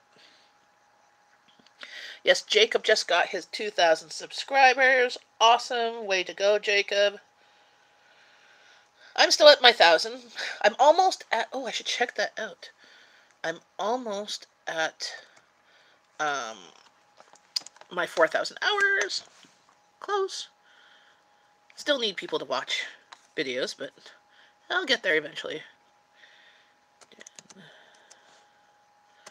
Let me go there and check it out.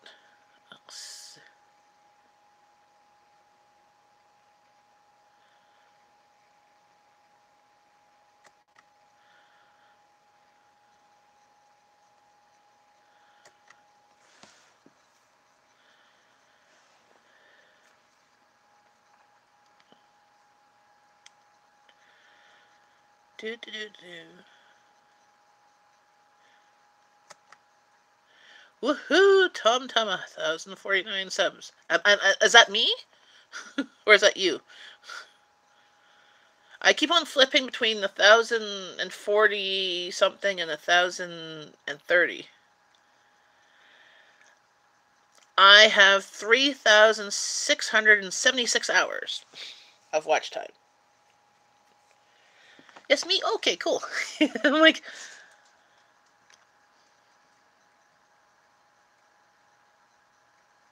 So I'm only 400 hours away. So I just need 10 people to watch 40 hours of videos. Ha ha ha.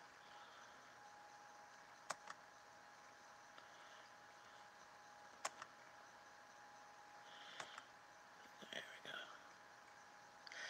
Yeah. Well, the way to get the hours up is just keep on producing videos. Try doing a live stream, Jacob, when you have the opportunity. Try doing a live stream. You're at your mom's this weekend, I believe. This week. Watch time. So live streams help with your watch hours because you are on there longer. Like I tend to be on here. Well, I'm almost on here for 2 hours. So a few people stick around for at least part of it, so I get my watch time. And then some people watch it afterwards. Well, 50 chickens in a hen house. It's always good to grow. I've been finding, like, if you grow too fast, you still need the engagement of your audience, because people are... the more you grow slowly, like I've been going fairly slowly, like people are in here on my live stream, and people watch my videos and comment. And I respond to them as I get through the messages and stuff like that. And that's how you engage your audience, and you keep them, because people who, like, I know when I comment on videos, especially if something's like, ooh, like today I subscribed a new channel because it was mentioned on another channel I was watching this morning. And I'm like, oh, I want to check her out, that sounds interesting. And I checked her out. I'm like, oh, this channel mentioned you in their video that I just finished watching, and I so needed to see this video because it so is talking about what, like, a goal I wanted, what I and stuff. And I said, I'm a new subscriber. Thanks for that. Do you have a pet? High Street, Bulgaria. Yes, I have. Oh, that's in the background. you could see that is pictures. That was me when Rowan was born. I haven't changed much. I had bangs then. And look at Rowan. She was like 6 months. my TV screen does a screensaver of videos on our drive. I have two cats. One is Princess and one is Sushi. Princess is 14. No, Abby's 15, so she's like 13, 14. I think she's at least 13 years old. And yeah, and that's Rowan. Is a baby. He's sitting on her double-decker bus with a little hat.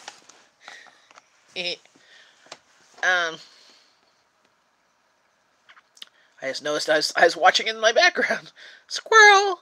Oh my god. Did you...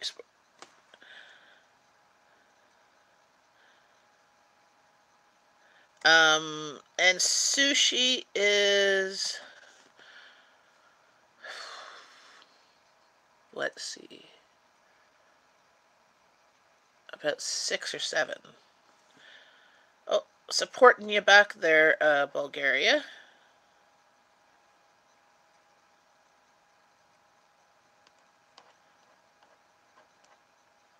Just supported you.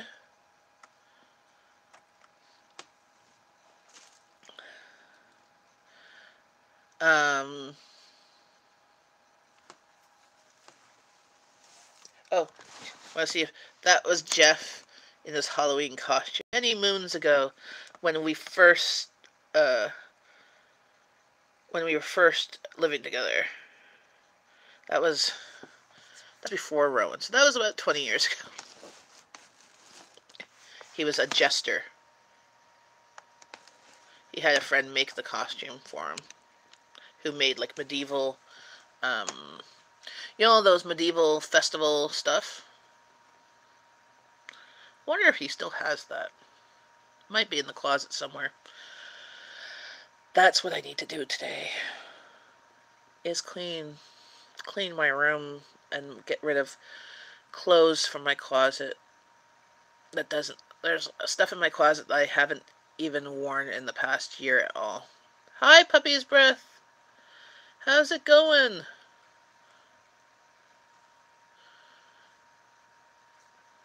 Oh, called. Did someone try and call me?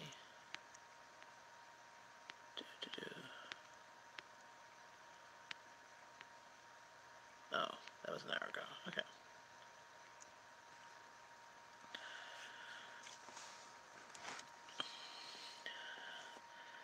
Hopefully you grabbed a coffee. Oh.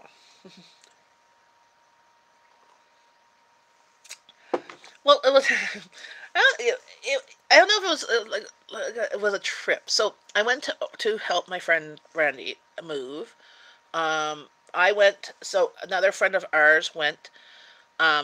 She has a newborn, and her husband went. So my friend Brandy has a 1-year-old. So they were kind of various times being busy with the babies.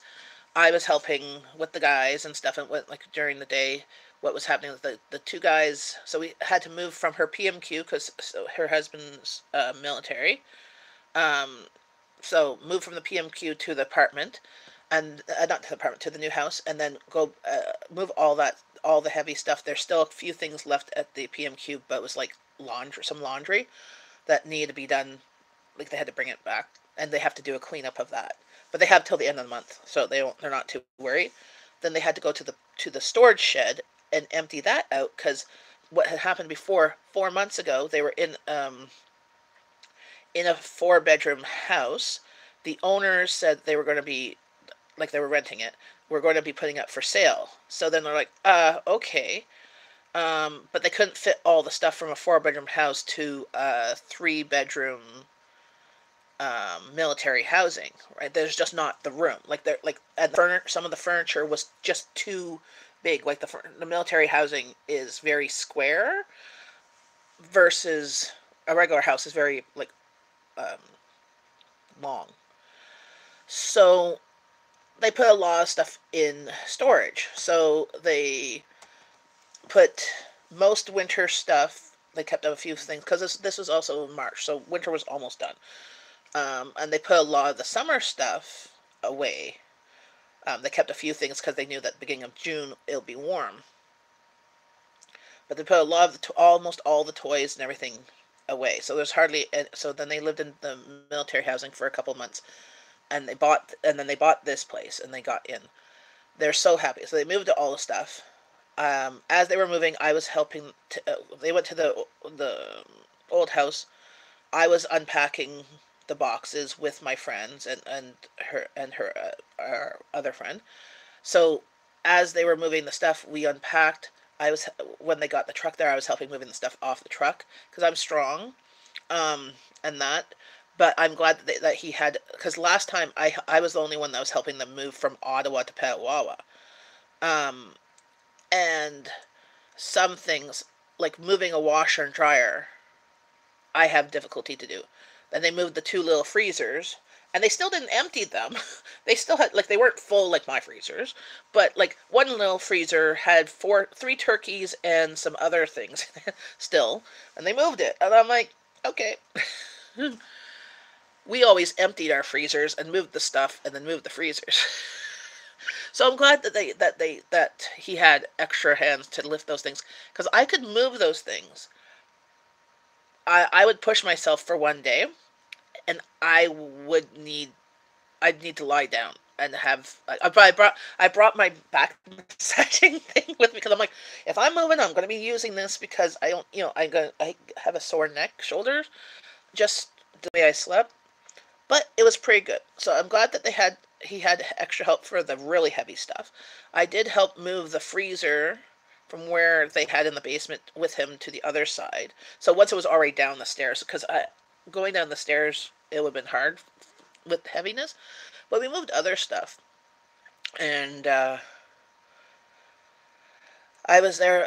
I painted. I unpacked. I helped cook. Helped the kids because the kids were still in school and they had the kids with them, right? So they have 6 kids combined. Two from his previous marriage, 3 from her previous marriage, and 1 between them. So I go in the morning. I'm a morning person, anyways. She was getting the kids ready. I'm like, here, how about I make the lunches? Tell me what they like. They're very plain kids. They didn't like anything on their meat, cheese, and bread. Like no butter, no mayo, no mustard, meat, cheese, bread. And I wasn't allowed to cut the sandwiches because cutting the sandwiches was going to like ruin their lives. Like, okay. So I know, and it was like and cheese, like not cheese slices, but like regular block cheese. Like I cut it in 3 strips. That's what they wanted. They had some snacky stuff. I cut vegetables in a container. So one day they had fruit in a container, and one day they had vegetables, and then they had like the snacky stuff like bear paws and all that jazz. And they had their big, huge like water bottles like this for school. You love flat cheese, like cheese slices. Like, see, yeah, because you had Black and Decker, not Black and Decker. I always say Black and Decker like the tool, but it's Black Diamond. I don't like the Black Diamond cheese slices. I bought them before. I like the Kraft ones. If I'm going to have cheese slices. Actually, I picked up cheese slices, my last grocery haul, thick ones to make. I wanted to make some grilled cheeses with them. Usually I do just grilled cheeses with regular cheese. And what's really good, my daughter has made a wonderful grilled cheese sandwich. I don't know exactly what's in there because she won't tell me. But there's sauteed onions, and then there's hot sauce on cheese on the bread, and then she grills them. I'm a tea-loving, drinking, but love flavored coffee. I like tea sometimes. I love my coffee. I love flavored coffee. Big old hunks of cheese too. Yes. Well, I find regular cheese melts better. But then sometimes nostalgic. I like the cheese slices because that's what I grew up on. Um, But my husband, he likes meat and cheese, grilled cheese sandwiches. So like bologna or mock chicken or ham or turkey or whatever deli meat we have. But I just don't like the Black Diamond ones. The Black Diamond ones kind of taste oily, or I don't know. I'm unsure how much actual cheese is in the Kraft cheese slices, but they taste good. It's one of the few. There's a few things that I buy that's what I call like Franken food. That I'm unsure how much actual food is in them, like Cheese Whiz and processed cheese slices. Like they have to say it's cheese to say that it is a food. Those two things I do pick up. We don't eat them often, but I do pick up. Frankenfood, yes, because it's like there's calories, there's nutrients and stuff, but I'm unsure how much actual food is in them. It's kind of like Jello. Jello has some things, but is it really a food? It's gelatin. It's part of a food. But the more processed it is. I know. Cool Whip. That's another one. Cool. Love Cool Whip because you know why I like Cool Whip? Like I love whipped cream. Okay, absolutely love whipped cream. But the reason why I like Cool Whip is that it stays whipped in the fridge and it can stay there forever. And it tastes good. It's not healthy for you.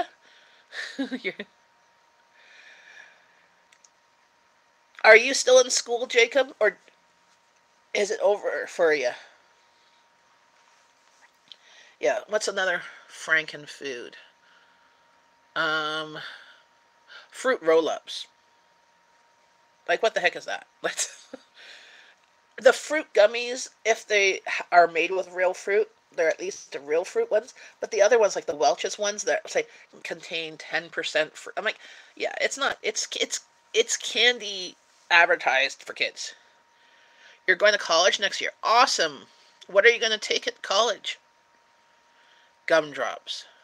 Yes, they're basically gum. They're basically candy that's advertised as being healthy. They put a tiny bit of fruit in them. Now the real fruit ones at least are pureed fruit with I think gelatin or whatever. So there's at least real fruit. Don't know yet. Okay.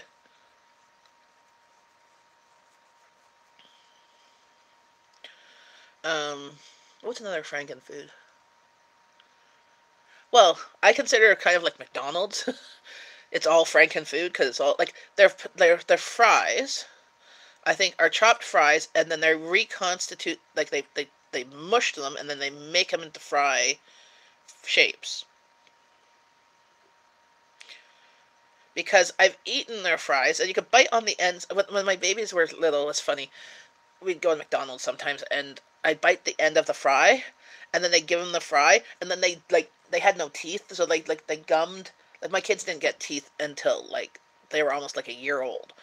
My kids were late getting teeth. As they gum the fry, and it would be like sucking out the pureed potato that's in the fry casing. It was like a straw.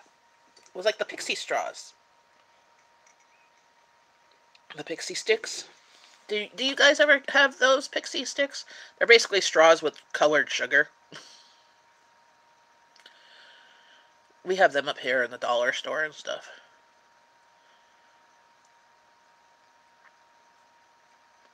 You got those? Yeah. I sometimes get them as a treat for the kids. Gumming fries, too cute.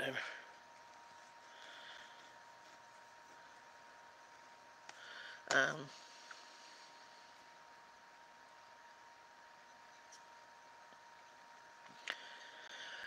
oh yeah, earlier I was talking about the low spend month. I haven't done groceries other than I picked up chicken for Rowan to make her stuffed chicken while I was away, which apparently turned out really well. But that was just under 20 bucks. There'll be a video. There's a video I just have to edit. It'll go up today of what I bought. So, of my $50 a week, 200, which is basically $200 for June, which is like a quarter of what I normally spend.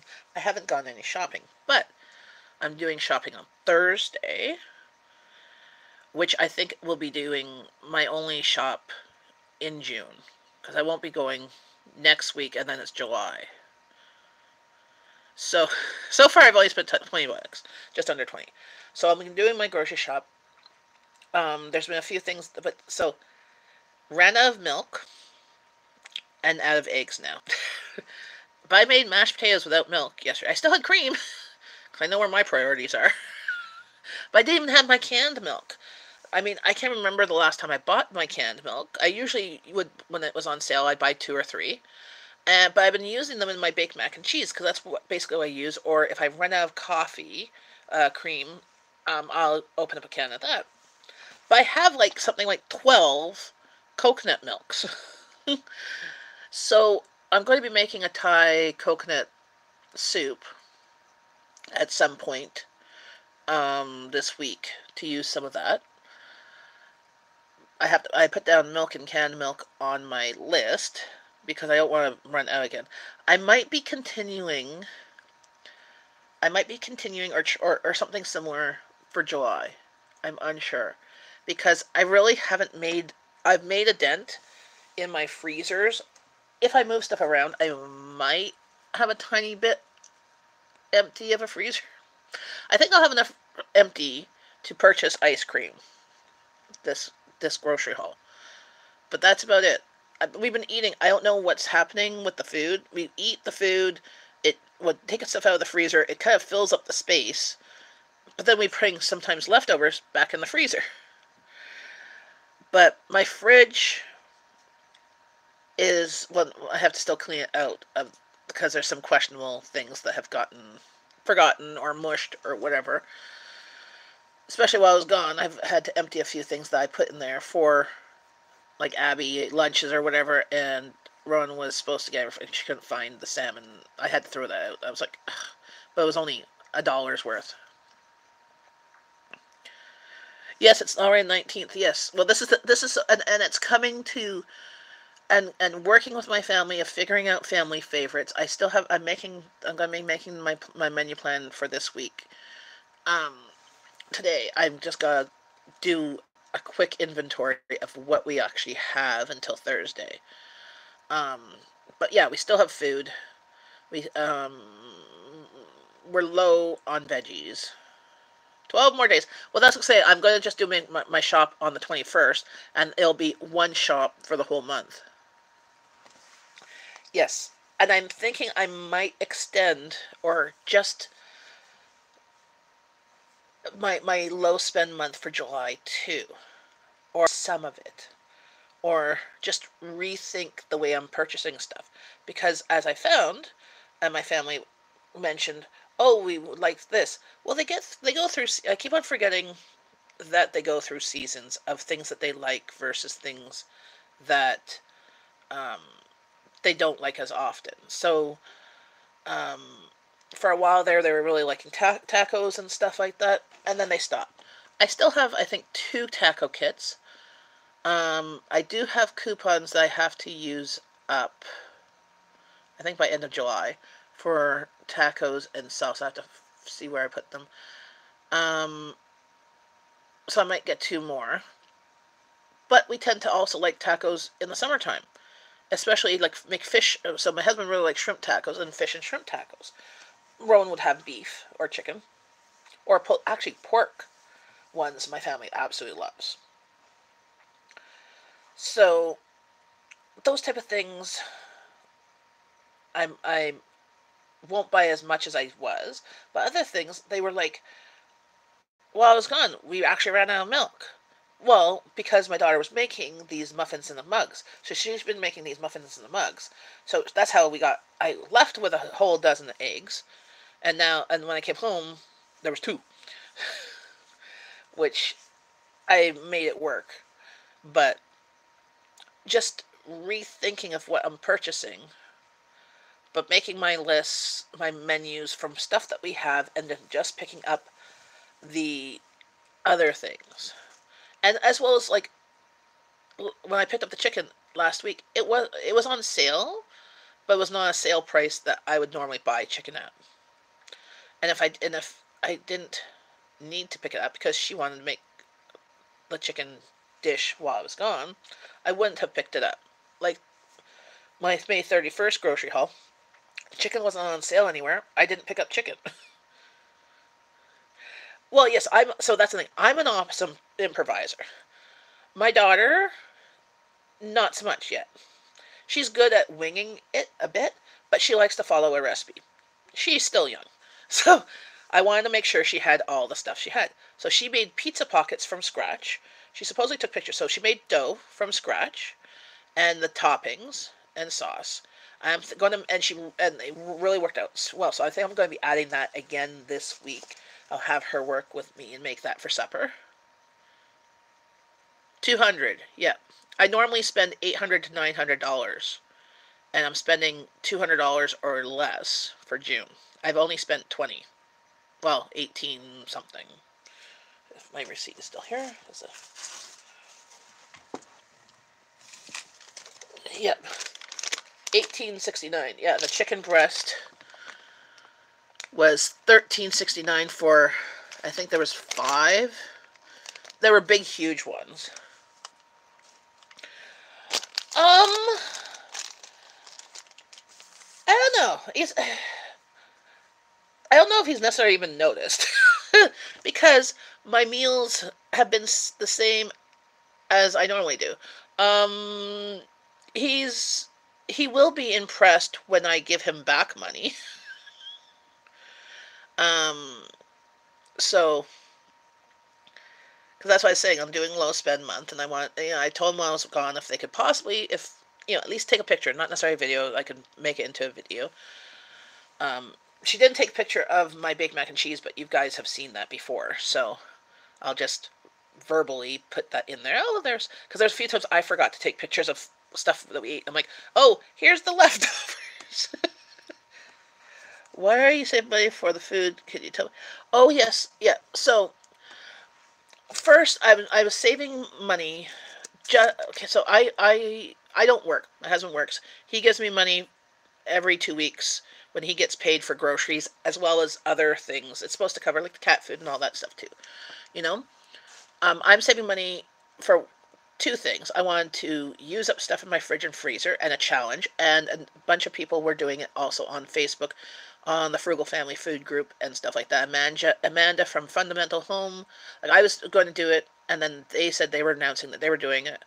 And Tangi from Freedom Homesteaders, as well as a few others. A Tribe of Money. She's also doing a low spend month, and it's quite interesting seeing her do it because she just had a baby. So now she has 10 kids, or a family of 10 kids. So it's quite interesting to see what's left her fridge and what meals she's making and stuff. Which I'm like, oh, that would be so much hard. It's hard. It's not so hard with mine, and I have a stockpile, right? So I could do this again for July.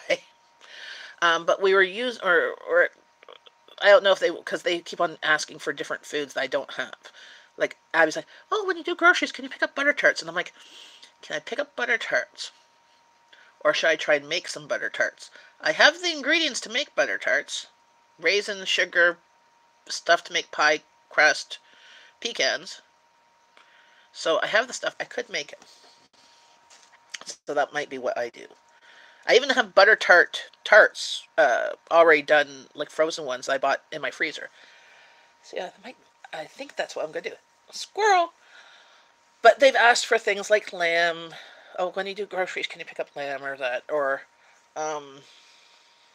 they want more chicken. And I don't think I have hardly... The chicken I have, I've already seasoned it for things that we normally eat. But my family didn't want that. They go, oh, we had that last week. I'm like... So, if chicken's on sale on Thursday, I might pick up some chicken. But that might be one of the few frozen stuff. But the reason why I'm saving up, because we had planned our vacation. We had paid it off. And then where we were going, it's being under construction. And the level of what we had paid for had gone down. So we moved our vacation to a different spot, but now there was an extra $1,000 that we had to pay for the move of it. So with that, that was an extra expense that we hadn't quite budgeted for. So I had told hubby, don't worry, um, I'll give you some money from my grocery budget. He's like, no, no, no, he'll figure out. So I've already from my last grocery. So normally when I don't, the money that I don't spend on my groceries, like if there's extra, I put in another account, and then that's kind of like my mad money. So if my kids need something, or if there's an excursion, I'll give them money for that. Or if I want to go out for lunch, if I'm out with the kids, we'll use that, right? So I said, I can do this. I can challenge myself. Um, I, June's a pretty good month to do it because I can eat through the stuff. Because the thing is, my groceries for July and August are not going to be including any more school snacks.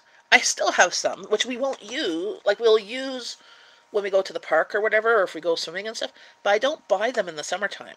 I only buy those type of things if we're planning to pack a lunch and do a picnic and stuff like that because it's easy to transport. But when my kids are at home, they don't eat those school snacks, so I just don't buy them. They're only for school. Now they'll have to eat the ones I currently have, but that's not a problem. But we tend to eat more stuff at home or make more things that we travel with. So I just have to rethink of what we're going to eat because we're not going to be eating. Like if you look at what I cooked up in the fall and winter, we're not going to be eating big, huge casseroles or stews and stuff. Like we might be still having that once in a while, but we're not going to be having that as a regular thing. We're going to be doing more barbecue. So that means more meat, veggies, rice, potatoes, pasta salad, potato salad, coleslaw, that type stuff.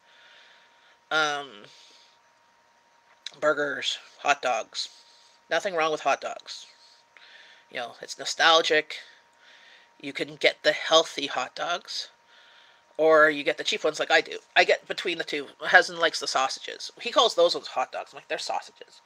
So I would pick up other sausages and stuff for the summer because we do that. Because I don't want to be cooking in the house and heating up the house as much. Or if I do cooking, that's why I've been doing more freezer meals, is I'll cook 1 day or 2 days, depending on how many days, and then I don't have to cook the rest of the month. Those things just have to be reheated.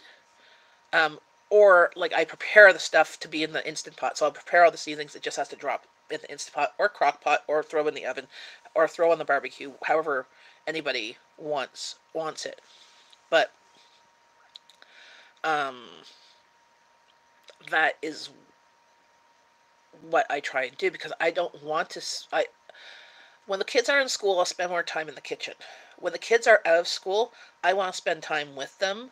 I want to be going out to the park or going to the pool or going, let's take the bus downtown and check out downtown and maybe grab a bite to eat or whatever. Check out, what's going on because there's always like buskers and like there's lots of people watching, and sometimes like right downtown across from City Hall there's a big huge park there, and during the summertime there's always some sort of like festival of some sort of thing going on, like a children's festival where there's like little kids stuff, but there's usually music or whatever, and it's free or cheap. So usually like for the music and stuff you can hear it anywhere, so you don't have to be right up front. So we don't have to pay to go in. Um, you might have to pay to go closer, but we never do because we don't really care what they look like. We're cheap. But and then sometimes we'll go and we'll go swimming downtown. So we might go to the big huge Planet Bath pool where there's a park behind it, and there's a little sprinkler park too. And then they have like free swim times, like open swim, public swim times, and it costs about $3 a person, so it's not that bad. We used to get if we were home all summer, we can get like a pass for the month or for 3 months, for the family, which works out cheaper. Like even, but we're not going to be home for most of the summer. Like not necessarily home. Not everybody's going to be home for most of the summer. So it'll only cost, let's say $9 for us to go because Jeff is at work. So $9 if because we would have had to go swimming like 28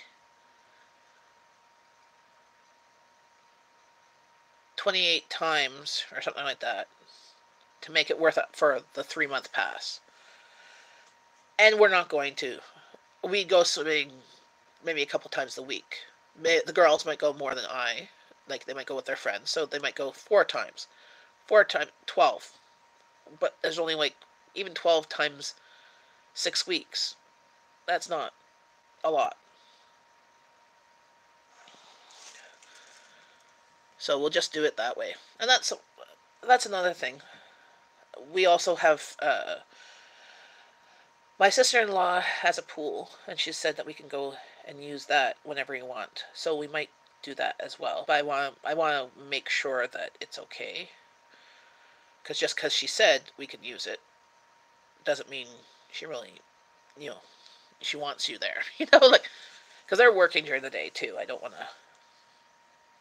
to mess that up too.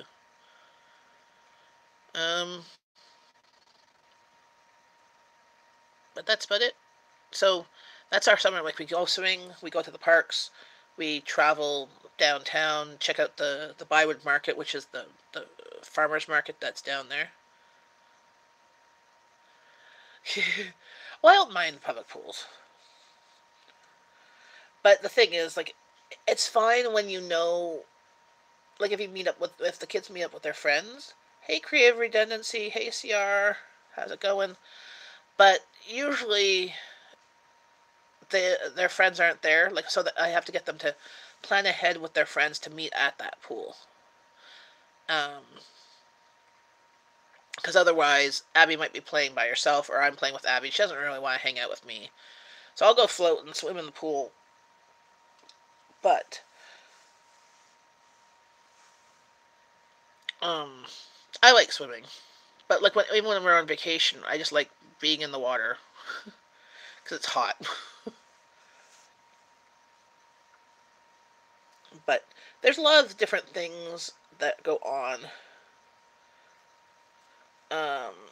in the city, and a lot of it's like there's a lot of things that you can do for free or cheap. Same with the museums. We can get the museum passes from the library. We just have to get them ahead of time and sign up for them to be on the list, and you can get them for free, or you could buy them. And the only plus side, like there's a very few perks of having a disability. So if you have a disability, at least here in Canada, all the museums and all the tourist stuff, you have a disability, you pay for yourself, but another person can get in free and attendant. So, Abby would. So there's usually child's price and adult prices. So we pay for Abby, but I, as an adult, would get in free. Or they have family passes where it count. If you have more than one kid, it's cheaper. Um, and same with the like. So for example, Abby here in Ottawa gets on the buses for free, and in Toronto she gets on. In Toronto and Montreal she gets on the buses for free. Actually, what's interesting with Toronto is that it's depending on who's there. They always say, "Oh, well, you get on free." So, so my husband and my daughter get on free, and they both get two attendants to come on free. So we get to go on the bus for free. I'm like, but sometimes we still make sure we have money. We usually but just buy the tickets and stuff for my husband and I because no, you have to pay. So it's never quite consistent. Niagara Falls, we went to Niagara Falls with a CNIB card. They make you pay 10 cents. Like who has a dime on them? As a token, they don't want it to be completely free. They say 10 cents, and I'm like, who has dimes? I don't know. I rarely have dimes on me. I mean, everybody else has to pay the regular fare, which was not very much. It's like $1 or $2, but whatever. Um, and same with airfare. So in Canada, with Air Canada, if you fly within Canada, you pay for the person with the disability, and an attendant can go in free. Same with the trains. So in Canada, you pay for the person who has a disability, and the other person goes free. Same with the bus, like the Voyager, Greyhound type buses. You pay for the person who has a disability, and the other person goes home free. That's how we do our travel. So we pay for 2 tickets usually, and my daughter and I go free.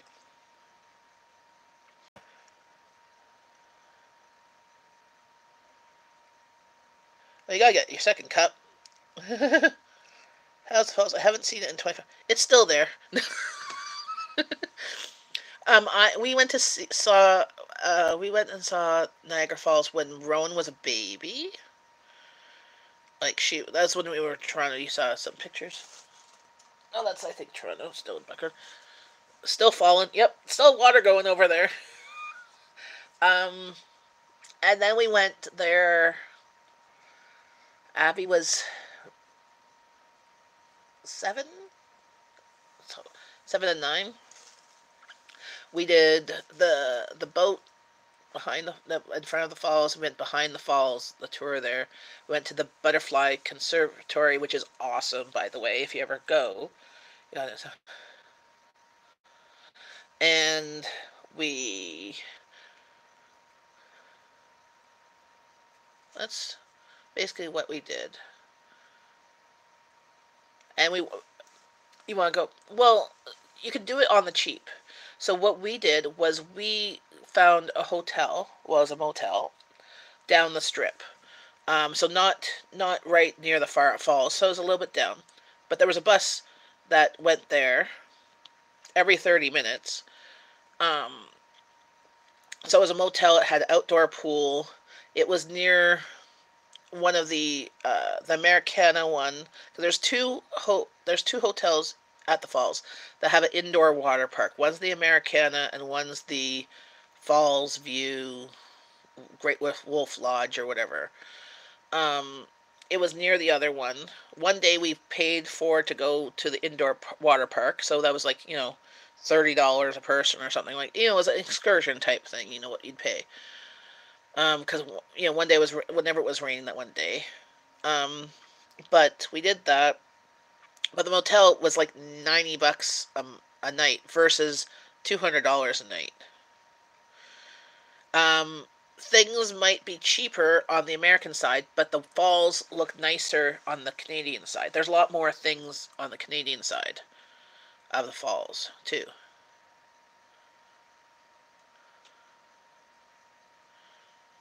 Woohoo! Double, double! I'm a 3 cream kind of girl. Sometimes YouTube unsubs people. Yeah. So, usually some places, so some of the hotels, so it's great for you Americans if you ever come to Canada, especially to Niagara Falls and stuff. Sometimes the places at the border will offer incentives of, like for Canadian money at par on your side and stuff, or vice versa. Like, well, vice versa wouldn't work so well, but things are cheaper when you use your. Sometimes they'll say you save more with using your American money, but your money goes a bit further because used to go to the Canadian side. Yeah, the Canadian side has much more better views. The American side has, I think, the more casino type stuff. So, or more of the adventure stuff, because sometimes they have like these zip lines or whatever things going on. I know that when we went to Niagara Falls, this was before my family had well, my husband always had a passport for work, but it was before the rest of us had passports, so we couldn't go to the American side. We got our passports. That's what we got our passports when we decided to go on a cruise.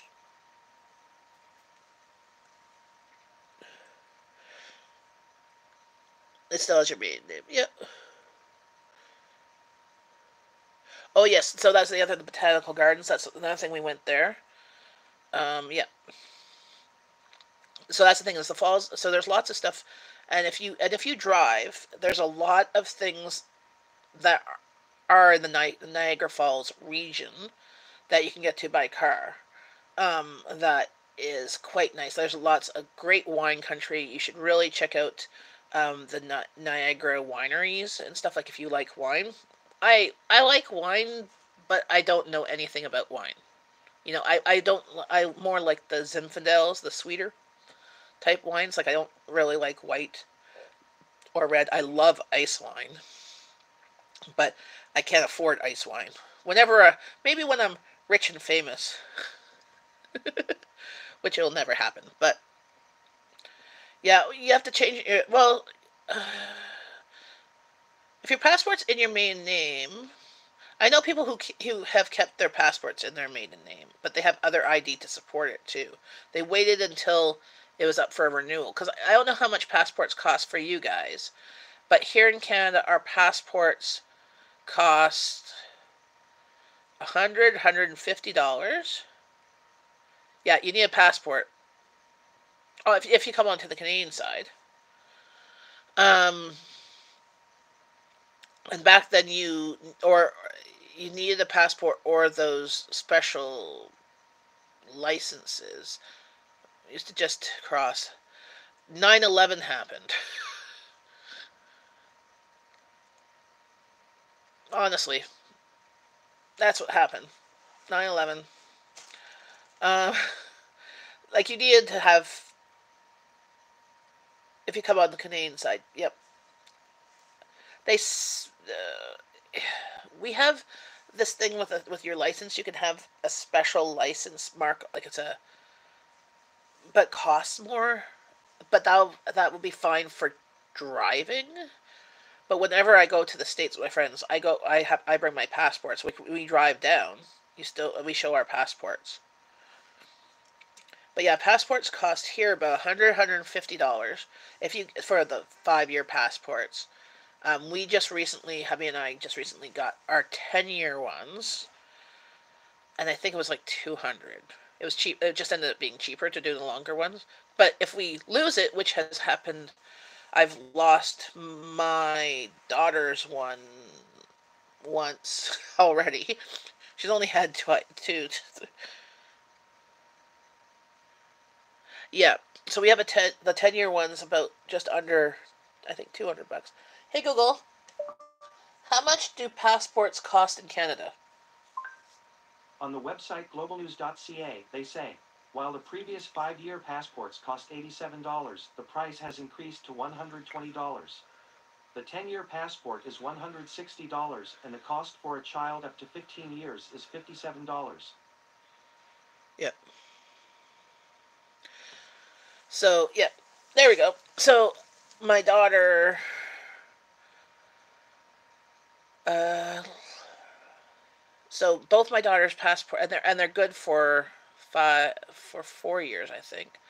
Um, my oldest had to get hers renewed, not last year, the year before. My youngest has hers good till I think she's 17, 18. So just before she graduates or just after she graduates, and then she can get an adult one. Yeah, no more hopper in the border. 9/11 happened. Our borders, you used to be able to get over the border with ID, and that, but now it's stricter, and you have to have passports.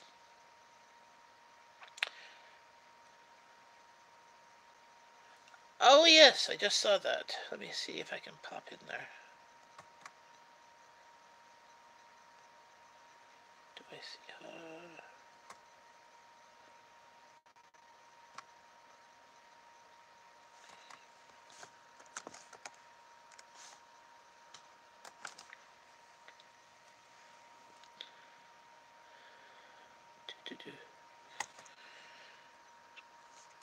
So everybody, check out Angie.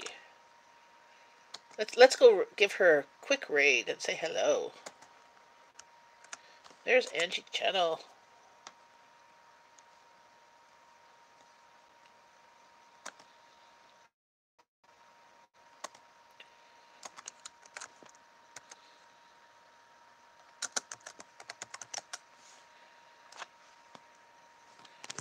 I said, you're live right now. Thank you for coming in. And that, I just wanted to pop on, and say hi. oh, the link didn't work. Things are going pretty good. I've been working lots, and lots, and lots, and lots, and lots. There, how's that one? How's it going? You just missed the puppy. You can hear I have her going on. Hey, puppy scratch, how's it going? How you doing? Hey, CR.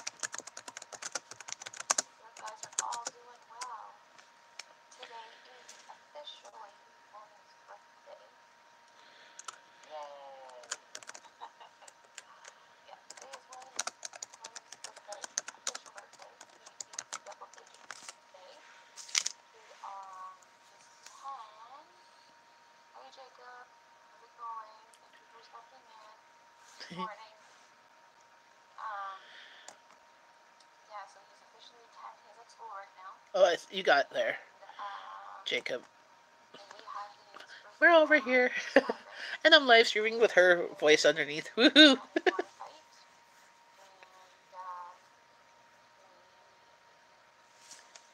had a ball. He got spoiled. He got the game Lego Dimensions. I don't know what this is. Oops. No, you don't have to see. I'm on the webcam. But it's set up over on the coffee table. Has played with the Xbox 360. And, yeah, he really likes it. And we got him a whole other stuff to go with it. So we're checking out Angie right now. Level packs and stuff. And, She's one of my close friends. It's the most I've ever had in here, so.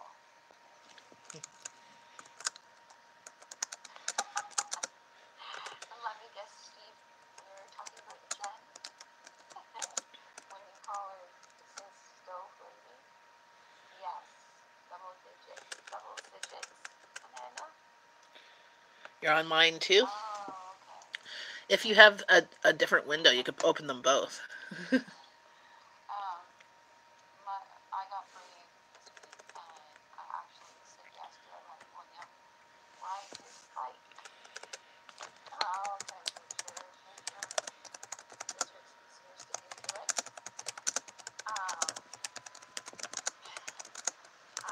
Yeah, so I got brave, and yesterday I let William ride his bike. You're on your cell phone. Okay, cool. Got two windows open. See, I knew it. Well, I have her voice going on, so you'll hear what she's saying. Yeah, no, she's a good friend of mine. She just lives in the same city as me, and we hang out. Yeah, that was weird. The chat just like disappeared and then came back. He did. He had a lot. I did get a video just now. Hey, Thomas Schmidt, how's it going? Some trick in you. You're multitasking there, Florida Greg. He did a really good job, and I was impressed, and I was proud of him. It's a far distance for him to go on site for himself, and he has to cross a parking lot entrance, and then he has to cross the road. So, Thomas Schmidt, my friend Angie, is live right now. Too. That's who you're hearing a little bit of the background. I have her on another window. We're popping in and saying hi. She doesn't usually have a lot of people in her channel, so thought I would share love. So, that part hey, it just disappeared again. Amanda, every time you go to type,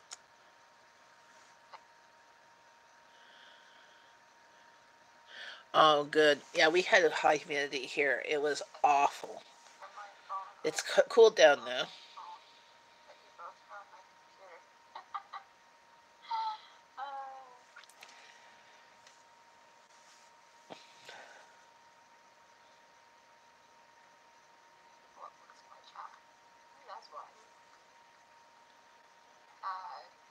I think she's talking about me and Jen. Jen. Right, Amanda? You have both me and Jen on your computer going. Yeah, don't forget to give a thumbs up and share the love.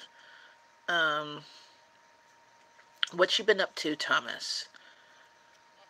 I was away for a few days, so, and they had no internet yet because I was helping her move. So, actually, they don't get internet until Thursday, possibly.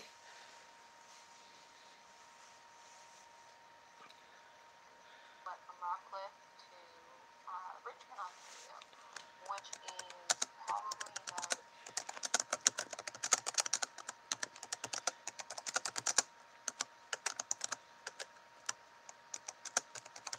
and it was a fun morning. It was a beautiful morning. That's the live stream.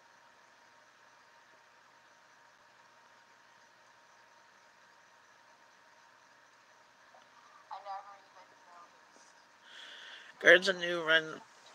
Awesome. I finally planted my community boxes this week. Some of plants and some of seeds. I'm hoping everything goes well. I know it's late to start seeds, but here where I live, everything I planted was like 70-day seeds, like till harvest, which means end of August anyways, which is basically end of August, beginning of September.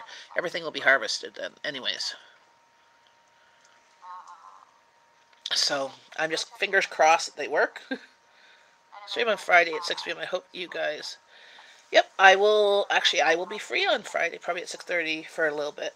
That's our usual supper time, but I will definitely pop in, Jacob. But yeah, you guys invite me. So yes,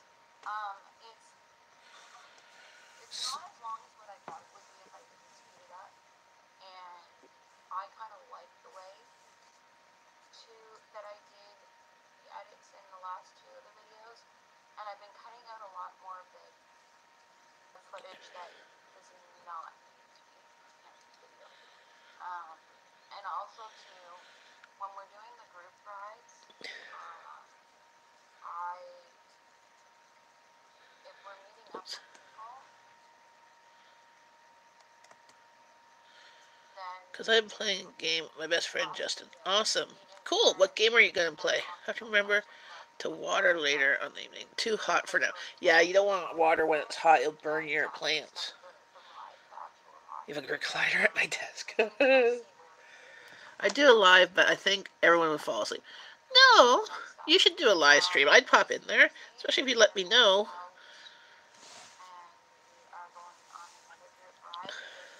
I'm also trying to count the feral cat kittens. Okay.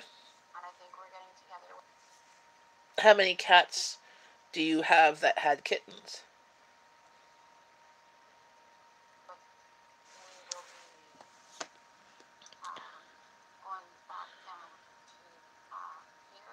Okay, that sounds fun.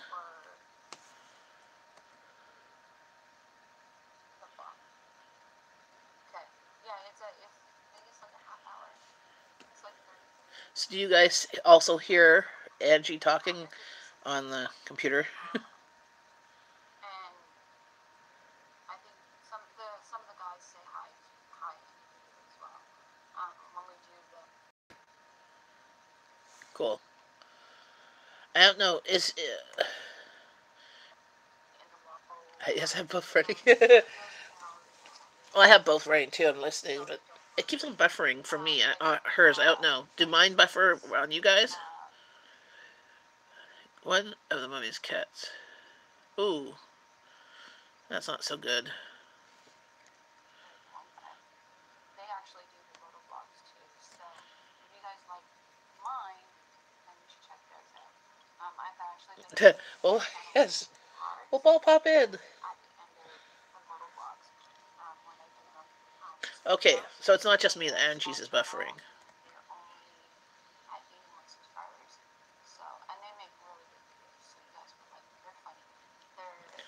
I'll be right back. I need more coffee.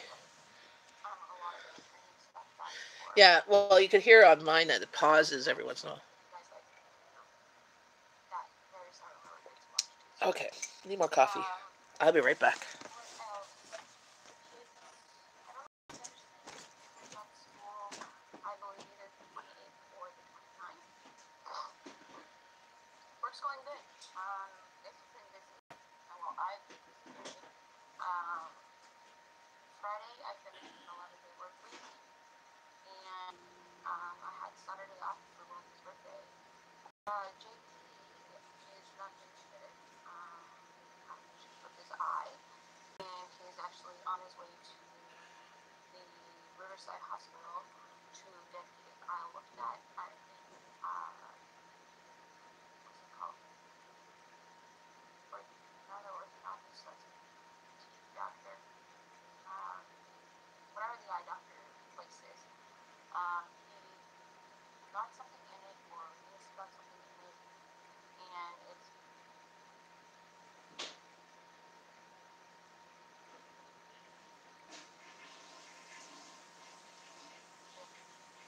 I think it's this one. He sees like a white oval light in it. Yeah, it does, and his vision's been off. So, and he's been having headaches with it, of course. So, it doesn't help him. Yeah, me too.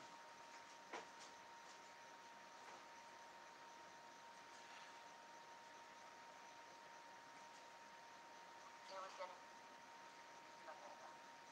was getting worse, and so he finally went to the Emerge at the Riverside Hospital here, and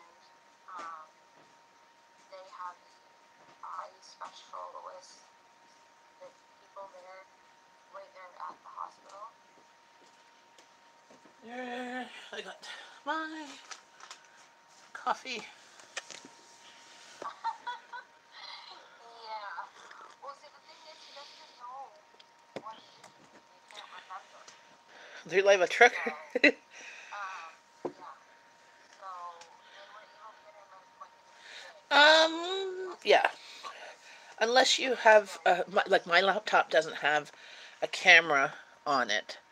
How do you make your videos? Oh, just with a camera?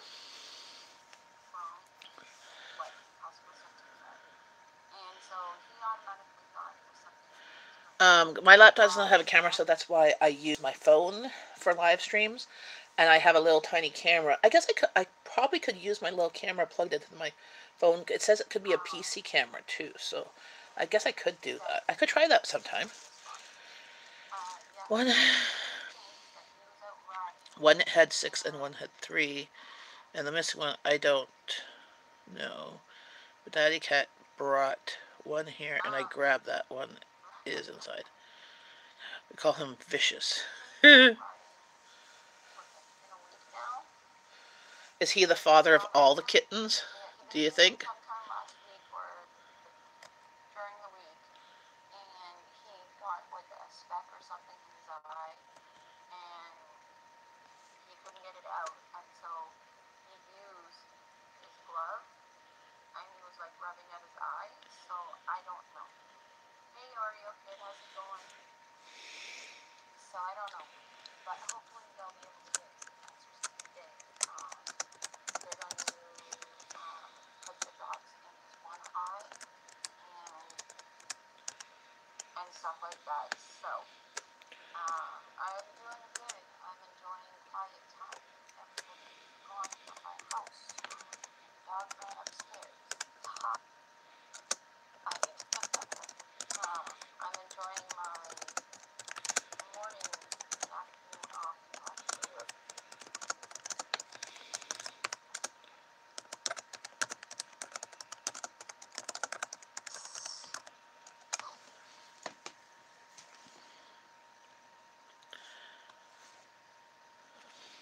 I really don't like that this case.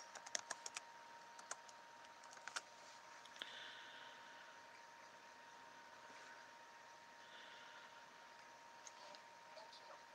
It should be a good day. Hard to tell, but we think so. Yeah.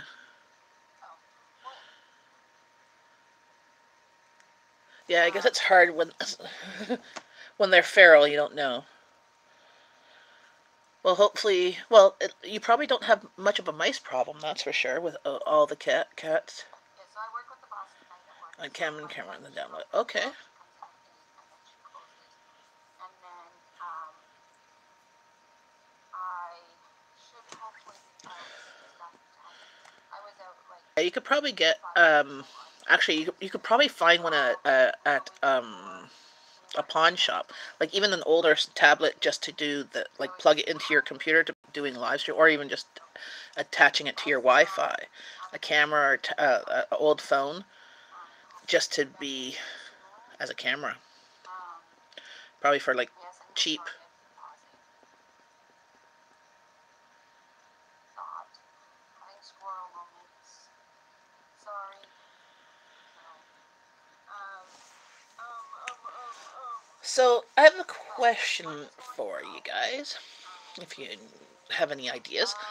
I have some jam that I've bought that my family doesn't like.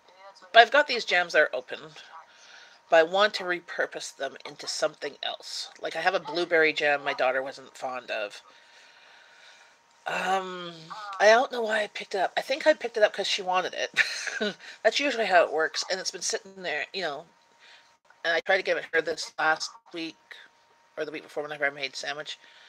She ate it, but she didn't like it. She said.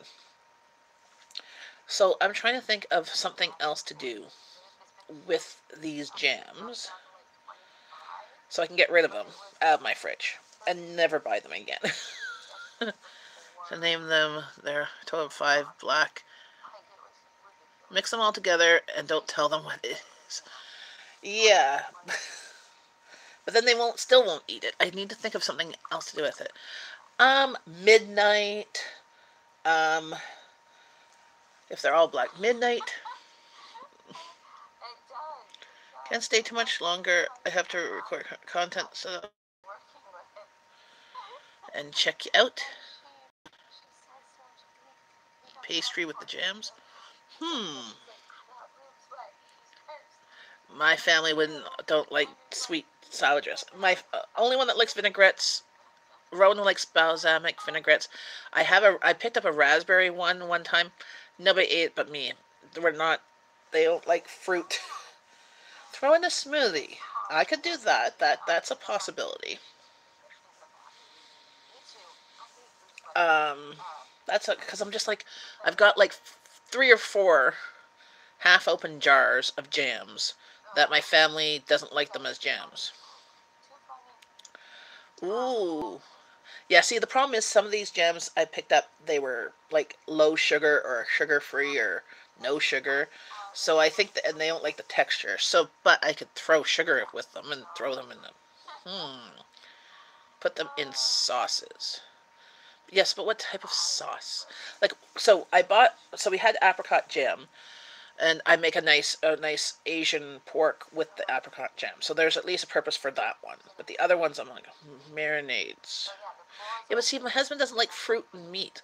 Like, he won't even eat applesauce with pork chops. The only thing that he'll eat is cranberry sauce with turkey, and it has to be the cranberry jelly, not the one with actual cranberries in it. And he doesn't actually eat the cranberry sauce with the turkey. He eats the cranberry sauce on his plate, and then like he'll eat turkey, and then later like take a bite of cranberry sauce, not mixed with the turkey, like in the same forkful.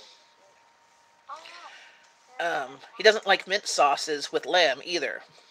Like, so he's not a fruit and meat type person.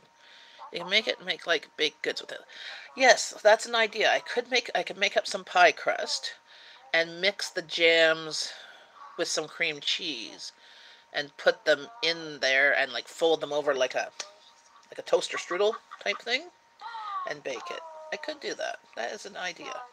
But I'm just like, I've got, and also something with salad dressings. Again, we have a few. We've tried some salad dressings, and my family doesn't like them. But marinades, that's a good one to do with some of them. Like I have still a little bit of this something poppy seed one that I eat it just because it's there, but my family doesn't like. Breakfast rolls with jam and cheese. What do you mean breakfast rolls? Like biscuits? Good girl. And do you mix it with a biscuit mixture? See, the problem, my family's not big on pancakes. I have pancake mixture. I'll make pancakes. Abby doesn't like pancakes. Like, she'll eat them if that's the only thing that's offered to her, maybe. Usually if I throw in chocolate chips, she'll eat them. Again, they used to like pancakes, and then they stopped liking pancakes. I have lots of pancake mix. Could be like me and make an omelet with it. My family doesn't like omelets at all. No frittatas, no omelets, no nothing. They don't like scrambled eggs. Like, my husband don't like scrambled eggs a little bit, or like an egg on a muffin. But yeah, they're not. They're all crazy people.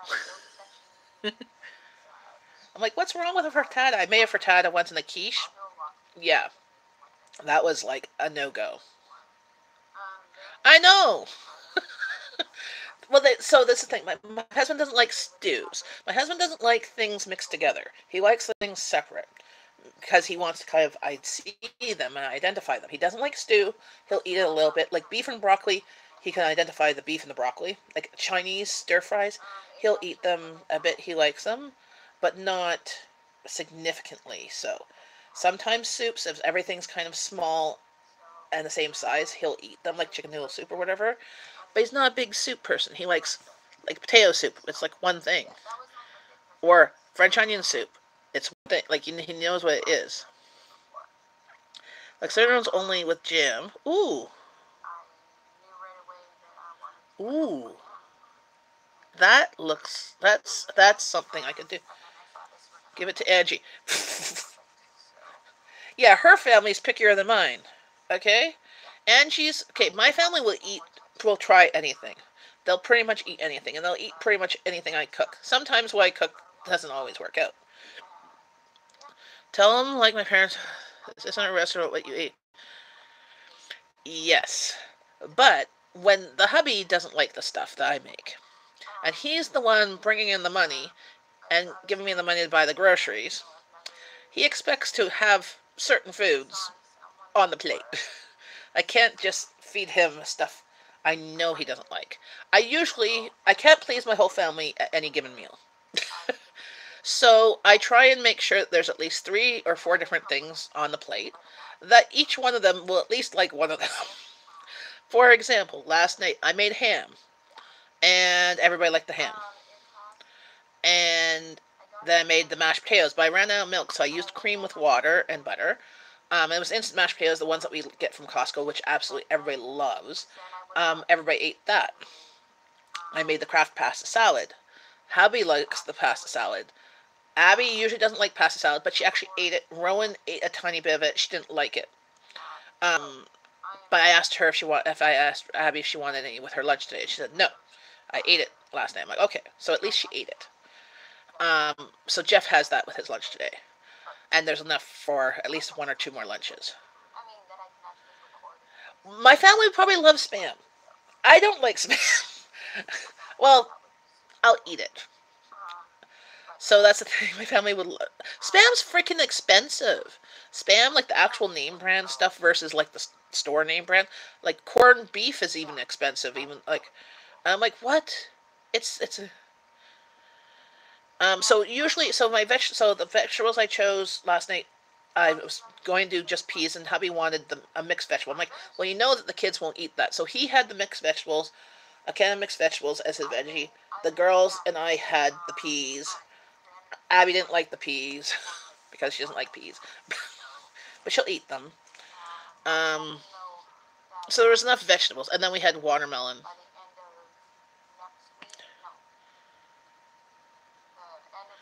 You don't throw it.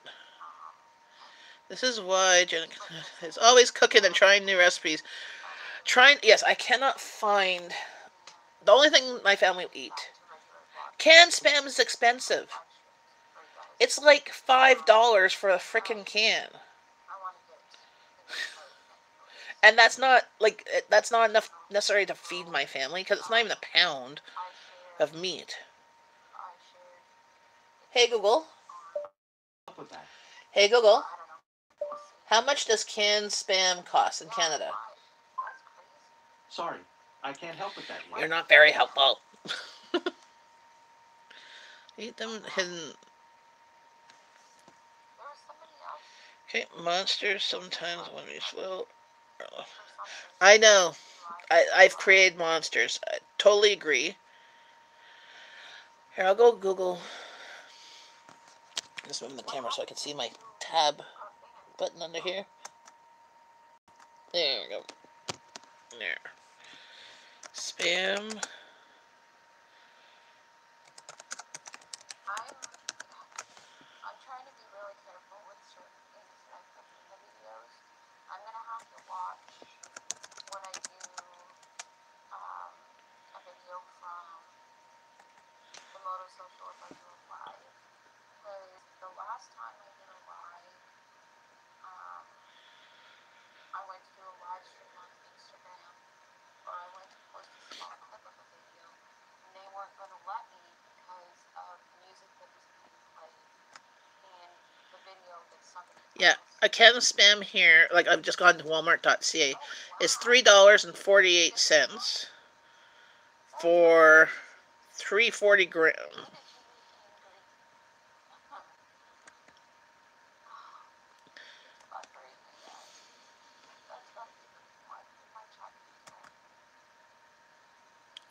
Yeah, you found it. Awesome. Yeah, you said I buy Chef Boyardee.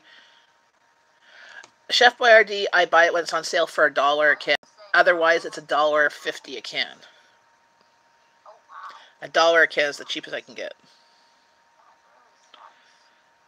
Sorry about that. Bye, Steve. Hope you have a great day. I'm probably going to sign off here in a minute, too. I just wanted to kind of do a quick check-in with you guys. Have a great day, Steve. Nice to see you. Watch the replay of the video because I'd be definitely appearing for the video. So, I have some news at work that I'm going to be using, but I am not going to say anything just yet. I want to wait until I am trained a little bit more before I actually say something. But it is, I think, something. Might as well make an omelet with spam, cheese, and ravioli. That might. If you do make that omelet, please take a video because I am unsure if that would taste good at all. So that's my go-to thing. So that's my food. I have Daddy has his cupboard, so I buy ravioli when it's on sale. So when he's still hungry and say actually the meal made just enough to feed our family, maybe a little bit extras, and he's still hungry, he can have a can of ravioli. Or if he doesn't like what I make, which sometimes happens, sometimes my recipes, I'm trying a new recipe, and it doesn't turn out for him, he can have a can of ravioli. Don't have spam. Um, well, it wasn't last Christmas. Christmas 2 years ago, hubby gave me a bunch of canned meats for Christmas. And there was like canned spam, and then there was the store brand, and there was corned beef, and then there's another corned beef, and chicken and turkey, and so it can have a taste test or something.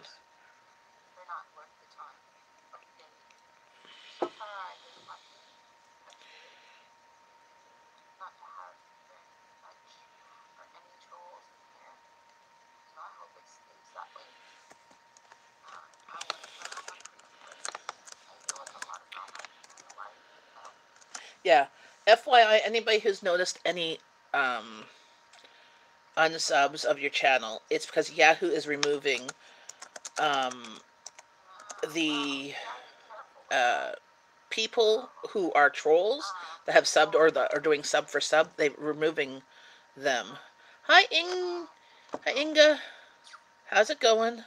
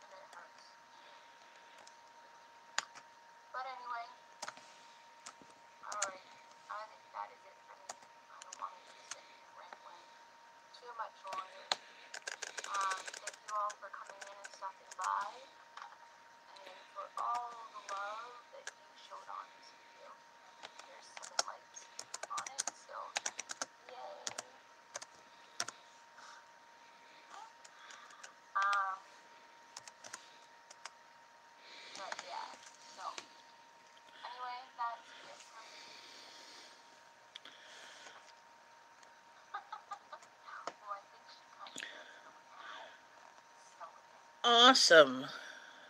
Yeah, What time is it I'm in excited where you are? I think you're in Sweden. a lot.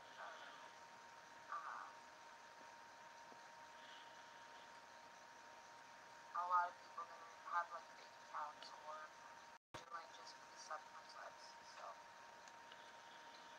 yeah, which it's good and bad because I Oh, mean by the way, you won't know if you're who's hearing another actually voice in the on there background, this is my friend working Angie. from She's also in the same city as me. You could feel from free to just check you her know what out. for this We you want popped over there to help her to get some watch time and to other show her than some love. that's gonna just cause you trouble. So Netherlands.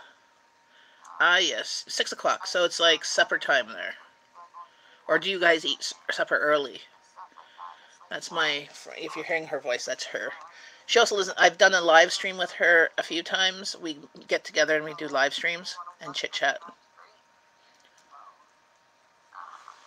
well but anyways I'm going to go now and I will talk to you all later.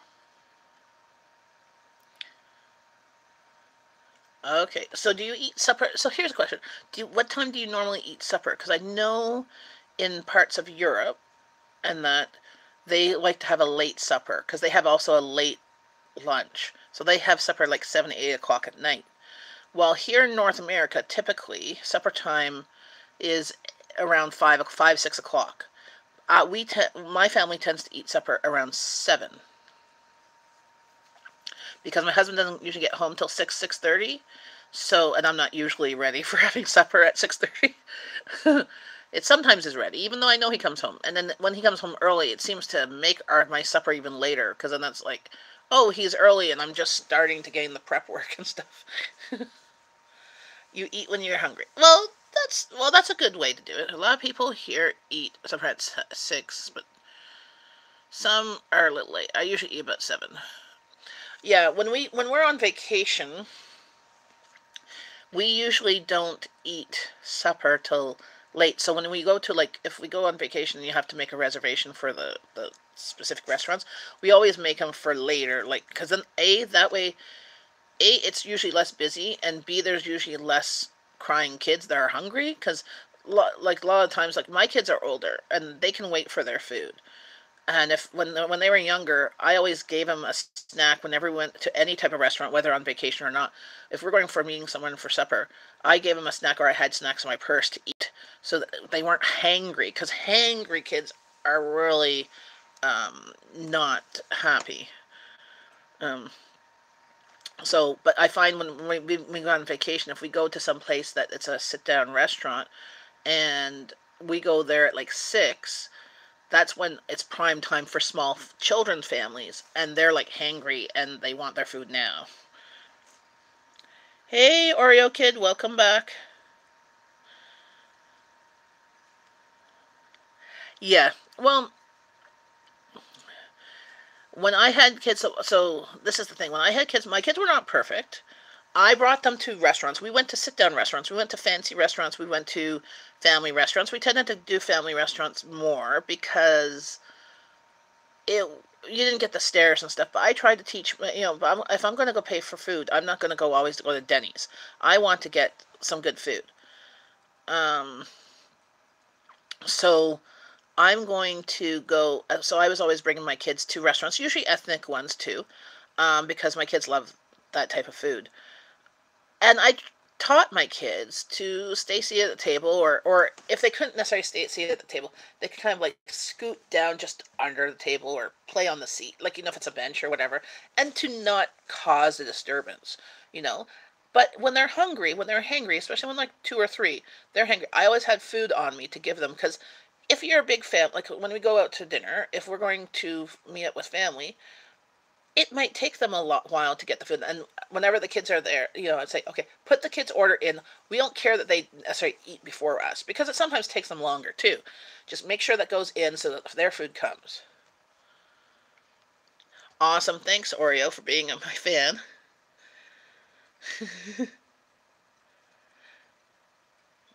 Okay, well, bye, Puppy's Breath. Have a great day.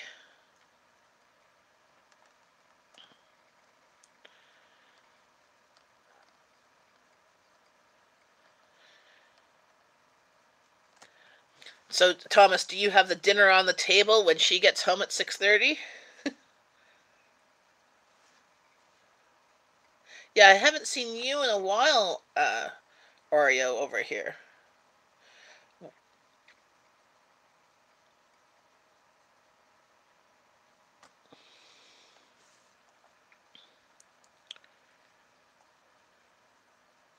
Yeah, you're my stalker. He's also a fellow Canadian, Oreo. Jacob's in a fellow Canadian too. He's in Nova Scotia. Well, everybody's welcome here. And you better grab a snack because we always talk about food and coffee. Yes, Amanda, you gotta put at least a video on there.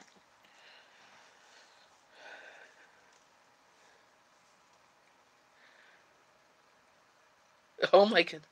Yeah, probably his wife.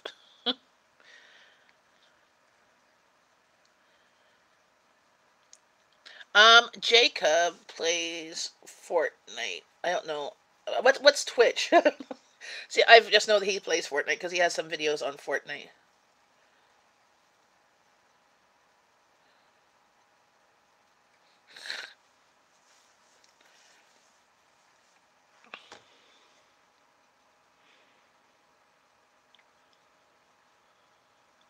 What is Twitch?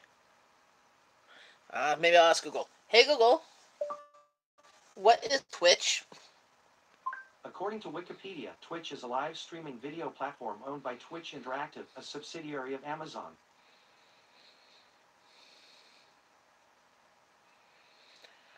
So but are you recording the video games?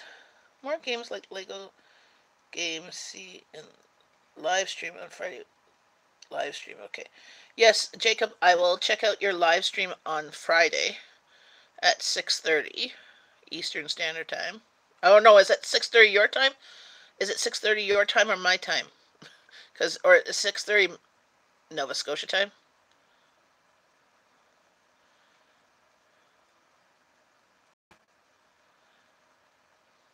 No, Jacob is going to go live 6:30. But hey Google, what time is it in Nova Scotia? The time in Nova Scotia is 1:02 p.m. Okay, so that would be 7:30 my time. Yes. Okay, so that would be 7:30 Eastern Standard Time. Jacob will be live on Friday. I could possibly make it because that's usually my supper time. But I'll try and pop over at least to say hi. I don't know where he'll be live. On his channel. He's going to be playing video games with a friend. Twitch is like YouTube.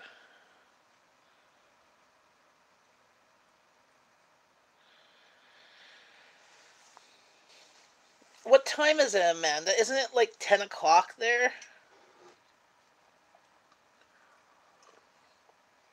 Isn't it like a little early for a nap?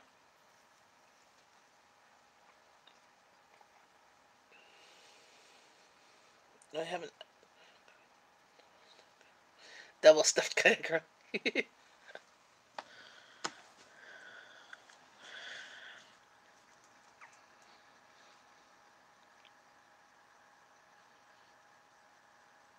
Never do.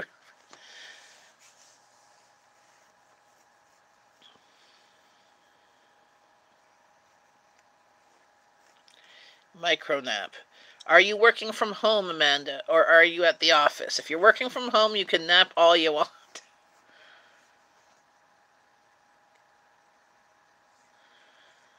Yeah.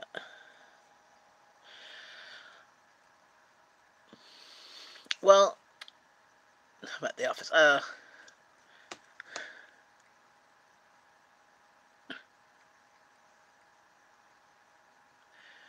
I should get going though. I know everybody's been having fun chatting on here. It's been fun, but I've been on here for 3 hours, which means I haven't been doing my cleaning for 3 hours. and I've just been chatting with you guys. I haven't drinking coffee. I'm now much more alert, but I've got to get crap together. I will be. I have videos that I just have to edit that should be coming up the next couple days. Yeah, well, Google it. It's just hard when I'm on live stream. I'll check it out. But I will. I'll probably be like, hey, Angie, I was just about to go because I've been on here for a while and I need to get my crap together. Hopefully you liked all the people I brought over there to give you some love. Your voice is on my video here too. I gotta go. Well, Angie, what's your work schedule this week?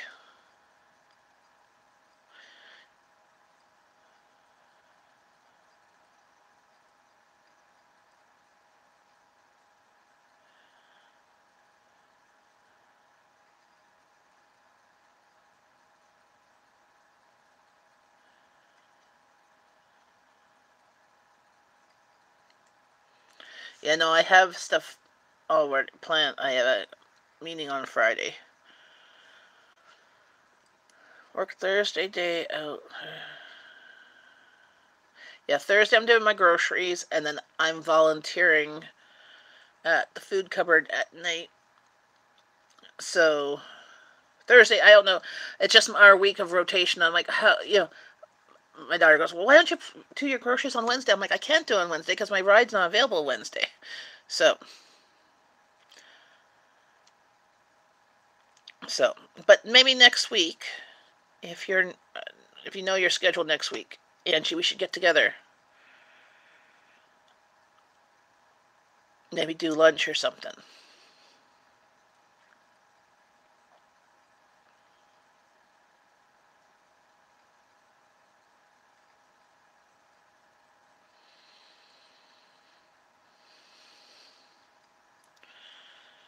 Okay, cool. Well, let me know tomorrow what your schedule is, or Thursday when you know it, and I'll look at my schedule. I have a few things next week, but not much. Not sure what Monday. True.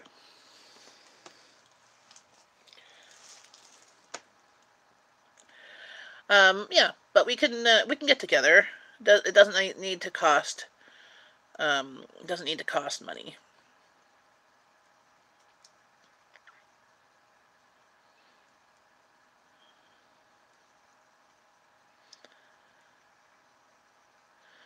So, but I gotta get going. I've gotta go grab a lunch, and I gotta get crap together. My kitchen's a mess, and I've been on here long enough.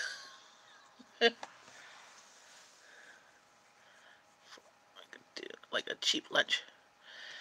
Yes. Well, we could do a potluck lunch. I could bring stuff over and we could do something or clean. Oh my god! So that's one thing I have to clean my inside of my stove, but I have to do it. Actually, today might be a good day to actually do that. I have to do it when it's nice out that I can open the windows. But yeah, how about this? Maybe we can do something. We can make. Maybe we can cook together. Angie, I could bring some stuff over. I got more yeast, new fresh yeast. We can make bread or something, or muffins or that, or a thing to do with hot dogs. Maybe make dough and put hot dogs in it. Have you ever made homemade corn dogs? Oh, well, we can make more cinnamon rolls. We gotta just figure out a day next week that you're free, or that we could do cinnamon rolls again. Whistle dogs. Okay, I have a wonderful on my Pinterest corn dogs. I cut them in half and I make mini corn dogs. They are awesome, awesome.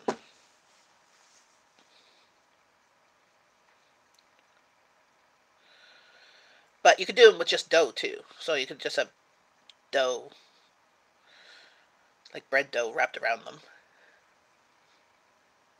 They involve frying in oil in a pot. But I don't know if I have all that oil. I don't know if I have all that oil. But on my Pinterest, you can see them. It's like cornmeal mixed with flour. Well, we can discuss. We got message me on Hangouts there. Not Hangouts, Messenger, and we'll discuss options because we could do something. We just have to figure out when we're available, etc. And hang out. Yeah, my low spend month is going pretty good. I haven't done my groceries yet for the whole month yet. I did pick up $20 of with ham and chicken last week for my daughter to cook while I was away. But I do groceries on Thursday, and I think it's just going to be my once grocery. For sure, once I know what the week is like. There's a lot of exciting things going on at work. Exciting things like what? Like more people coming in, people are losing their jobs, new renovations. I don't know what's exciting. Is that exciting and good thing for you or bad? Oh, come on. Sure. Meh. You cannot intrigue me like that. Ooh. Good things for me. Okay, good. Okay, I get it. So good things for you. That's always good. I like to, so because sometimes I say exciting or that, and it's not necessarily exciting. Like exciting chaos, like going to the hospital is exciting, or the place is going to be changing owners, exciting, and my job might be in jeopardy. That's not exactly. That's exciting. It's not exactly good exciting. I like good exciting. I can wait for good exciting. But you know me, I don't like waiting for things. I'm very impulsive. So, yay! So, speaking of exciting, I get to go clean! Yay! See? Not so exciting. No, don't want to jinx it. Nope. No jinx. It just goes status norm. Well, yay for cleaning. You can see how excited I am. Yes, I have 2 hours until people start getting home. So I need to get my ass in gear and get things done. No, my house is too much too much of a mess. I was away for 4 days. My family managed to do dishes for 3 of those days. Came back, there's still dishes. Yeah, no, I get too distracted when I do that, and the house is just too much of a mess to do more of it. It would be a 5 hour video, let you know for sure. Yes, and FYI, if there's ever anything that you need, like vision wise, disability wise, and stuff, that's Jeff's department. He works for the government and stuff, and also we have experience vision wise. If you need to, if there's um, anything that he needs help with, technology wise, or that, ask us, and I can ask Jeff and stuff like that. So, because that's what his department, like his department is for people in the federal government that have any type of physical disability, that they assesses them to help them continue to do their job, etc. Gives them technologies, tools, and things for them to continue. So, and yeah, if he it sounds like he scratched his cornea, so he might have some vision loss, but it could be just temporarily. Yeah. So that's the thing. If some stuff, and especially if you're on special different drops and stuff, sometimes you might need a steroid drop for it. That's what Abby had and stuff like that when she had her cornea transplants and stuff like that. And if it is a scratched cornea, and if it does cause damage, you could get a cornea transplant, um,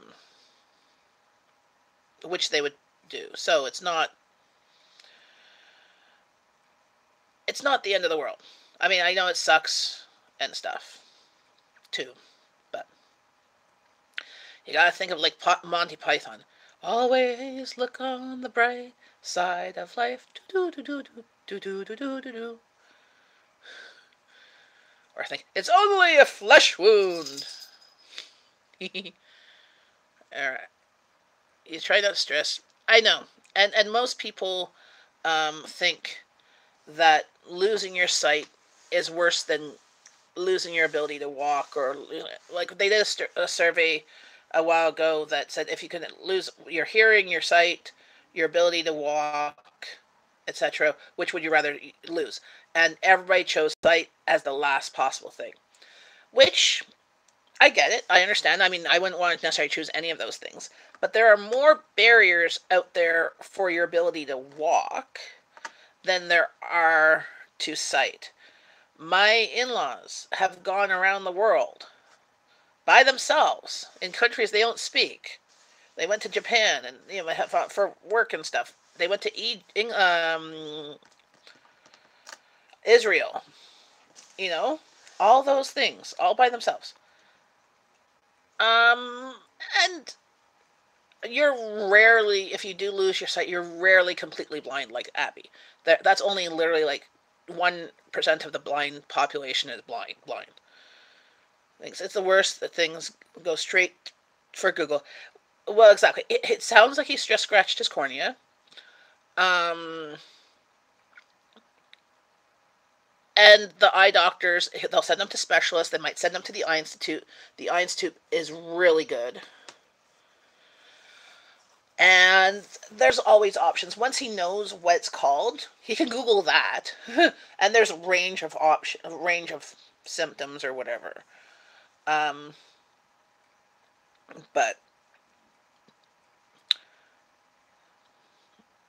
it sucks. It's not the worst thing.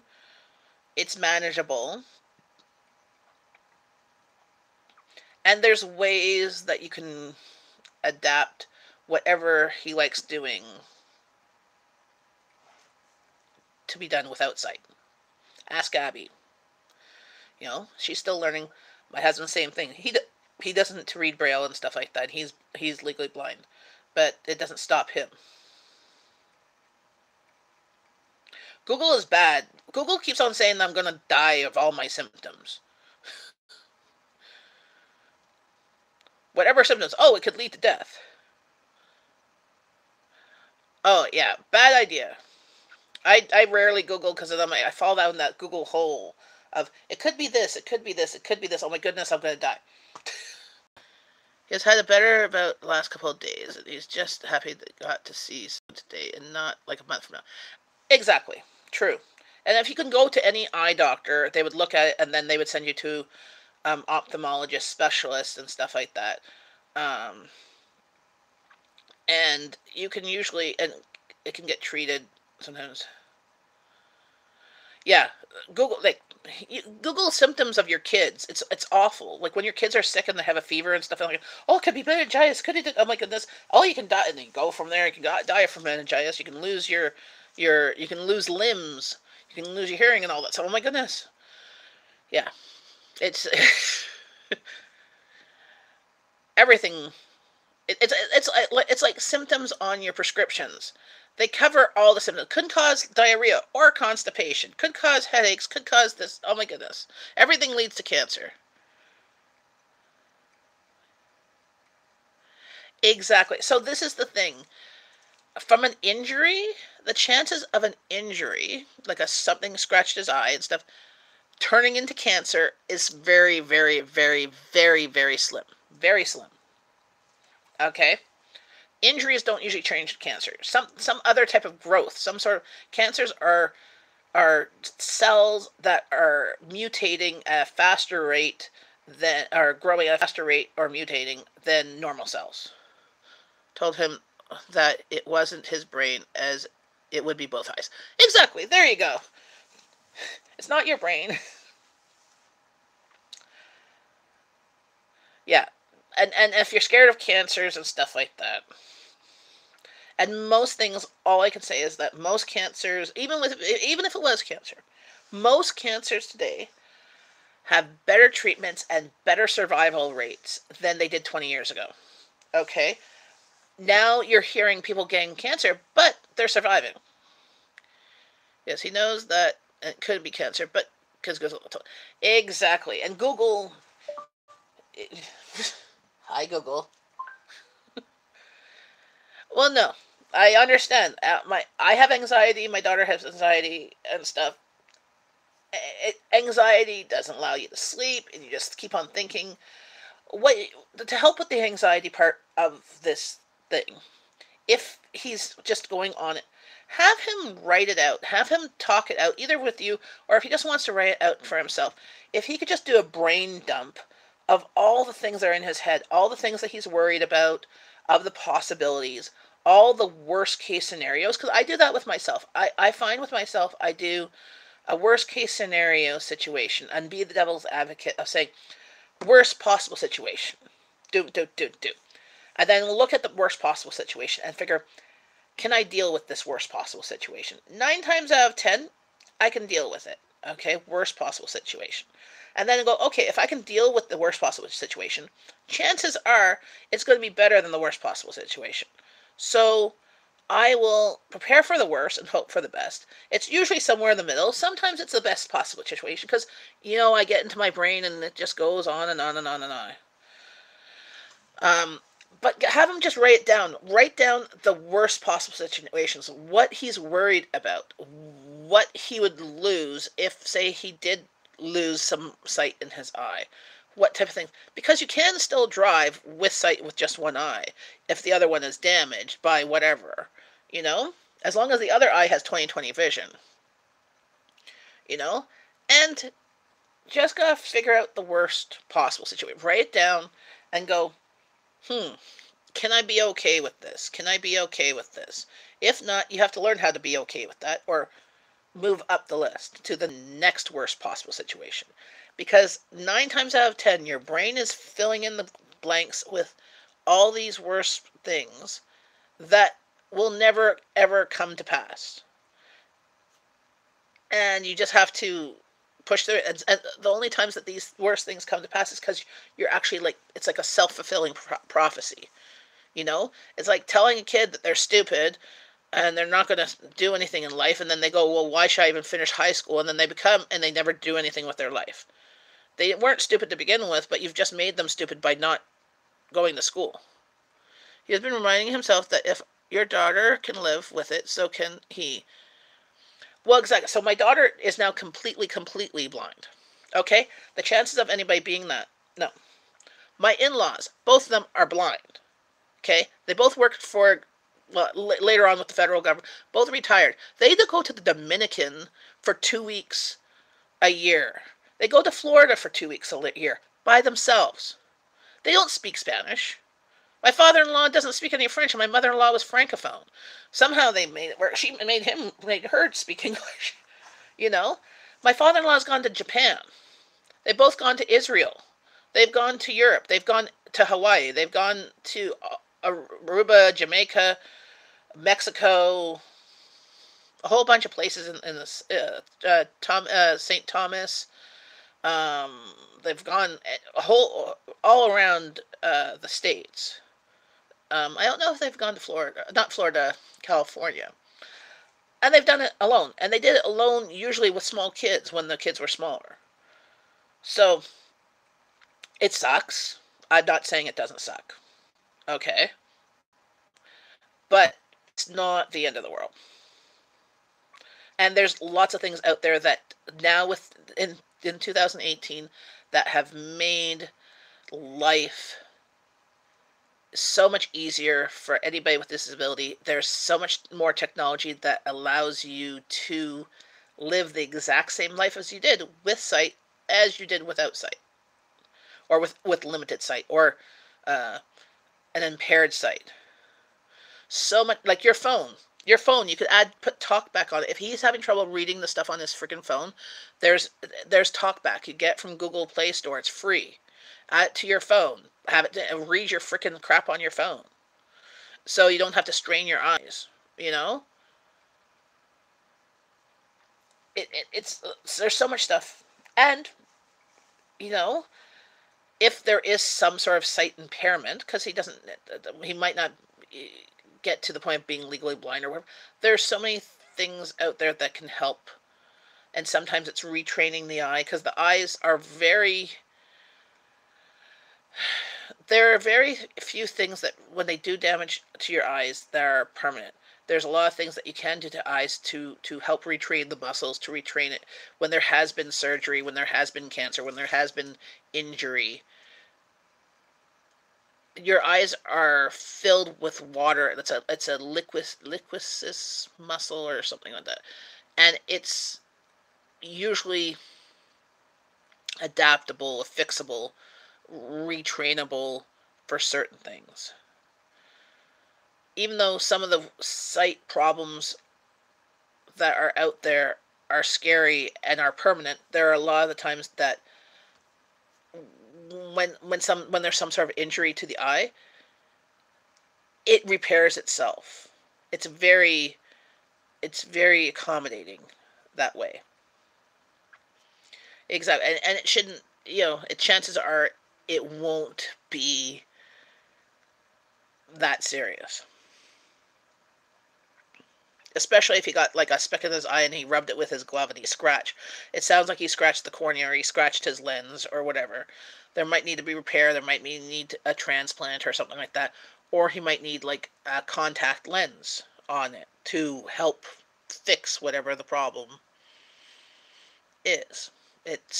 I'm not an eye specialist, but just from my experience with my daughter and stuff, there's lots that's worse out there. Again, that's from just my personal experience. And everybody has their own. But I'll pray that whatever has happened to his eyes can be healed and or fixable and or repair higher up. Like, not my brain's like, get better. Maybe it might not be perfect, but we hope so too. That we are thinking it might happen. He is in his appointment now, and hopefully, awesome. Well, please let us know. He's in my prayers, my thoughts, and I will keep him there. And no. Well, exactly. Once he knows what it's called, knows what's wrong, then he can at least Google that. Again, it won't be great because you try and Google stuff that my kid has. It's like, it's not very optimistic all the time.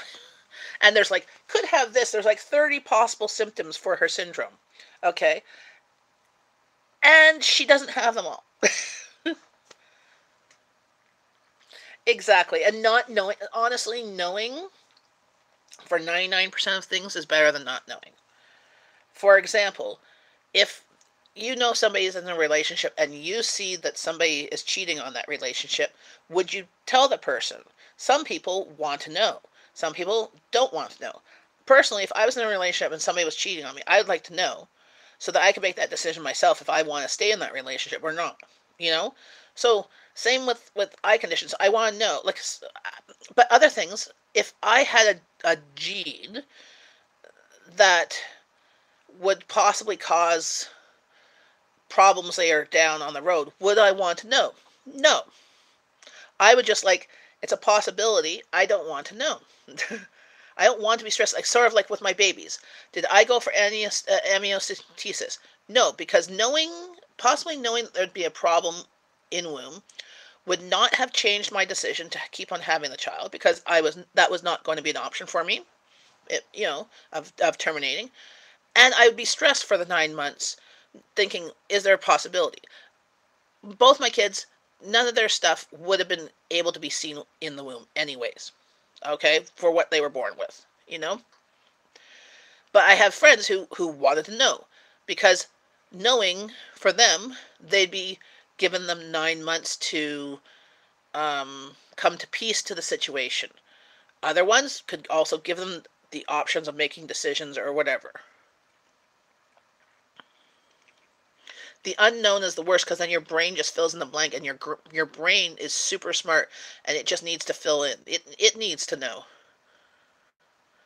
Exactly. I go to the dentist. I'm like, they have filling. I'm like, okay, just tell me how much it costs. I have the worst teeth. My teeth, unfortunately, I have like I have soft teeth from my mother. Because my mom was not necessarily always the healthiest while pregnant with me. And I get cavities easily. I can look at sugar and I get cavities. So I always have lots of. I've got so half my freaking teeth are full of fillings. My kids unfortunately got my soft teeth ish, not as soft as mine, but they got daddy's abnormal teeth. So they're like missing 7, 8 teeth in their freaking mouth. So I mean, they've already had crowns. My kids had crowns at 6.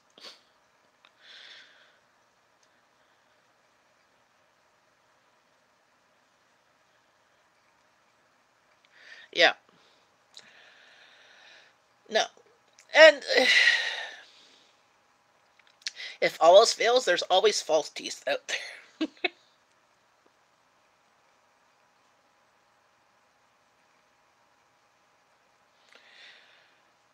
Yeah,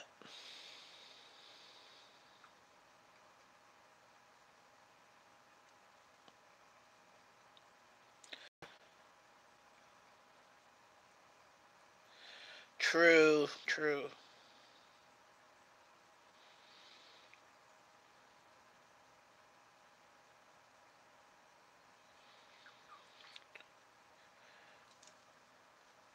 But as I say, if all else fails, if you need to, there's always false teeth. And it's better, like, if you get them pulled, get a bunch of them pulled, and you can get more than, like, part false teeth. I know a friend of mine, she lost her 2 front teeth. And she has, like, a false 2 front teeth that, like, has uh, the brace that's up at the top. And I have another friend who has a couple of implants. They're super expensive. But okay, we got sidetracked off the dentist. But okay, praying for hubby there, Angie. He's in my thoughts today. Please let us know what the possible outcome is. Hopefully, it will be more positive than he thinks. Okay. Well, have a great day. Keep us updated. And see you later. Bye.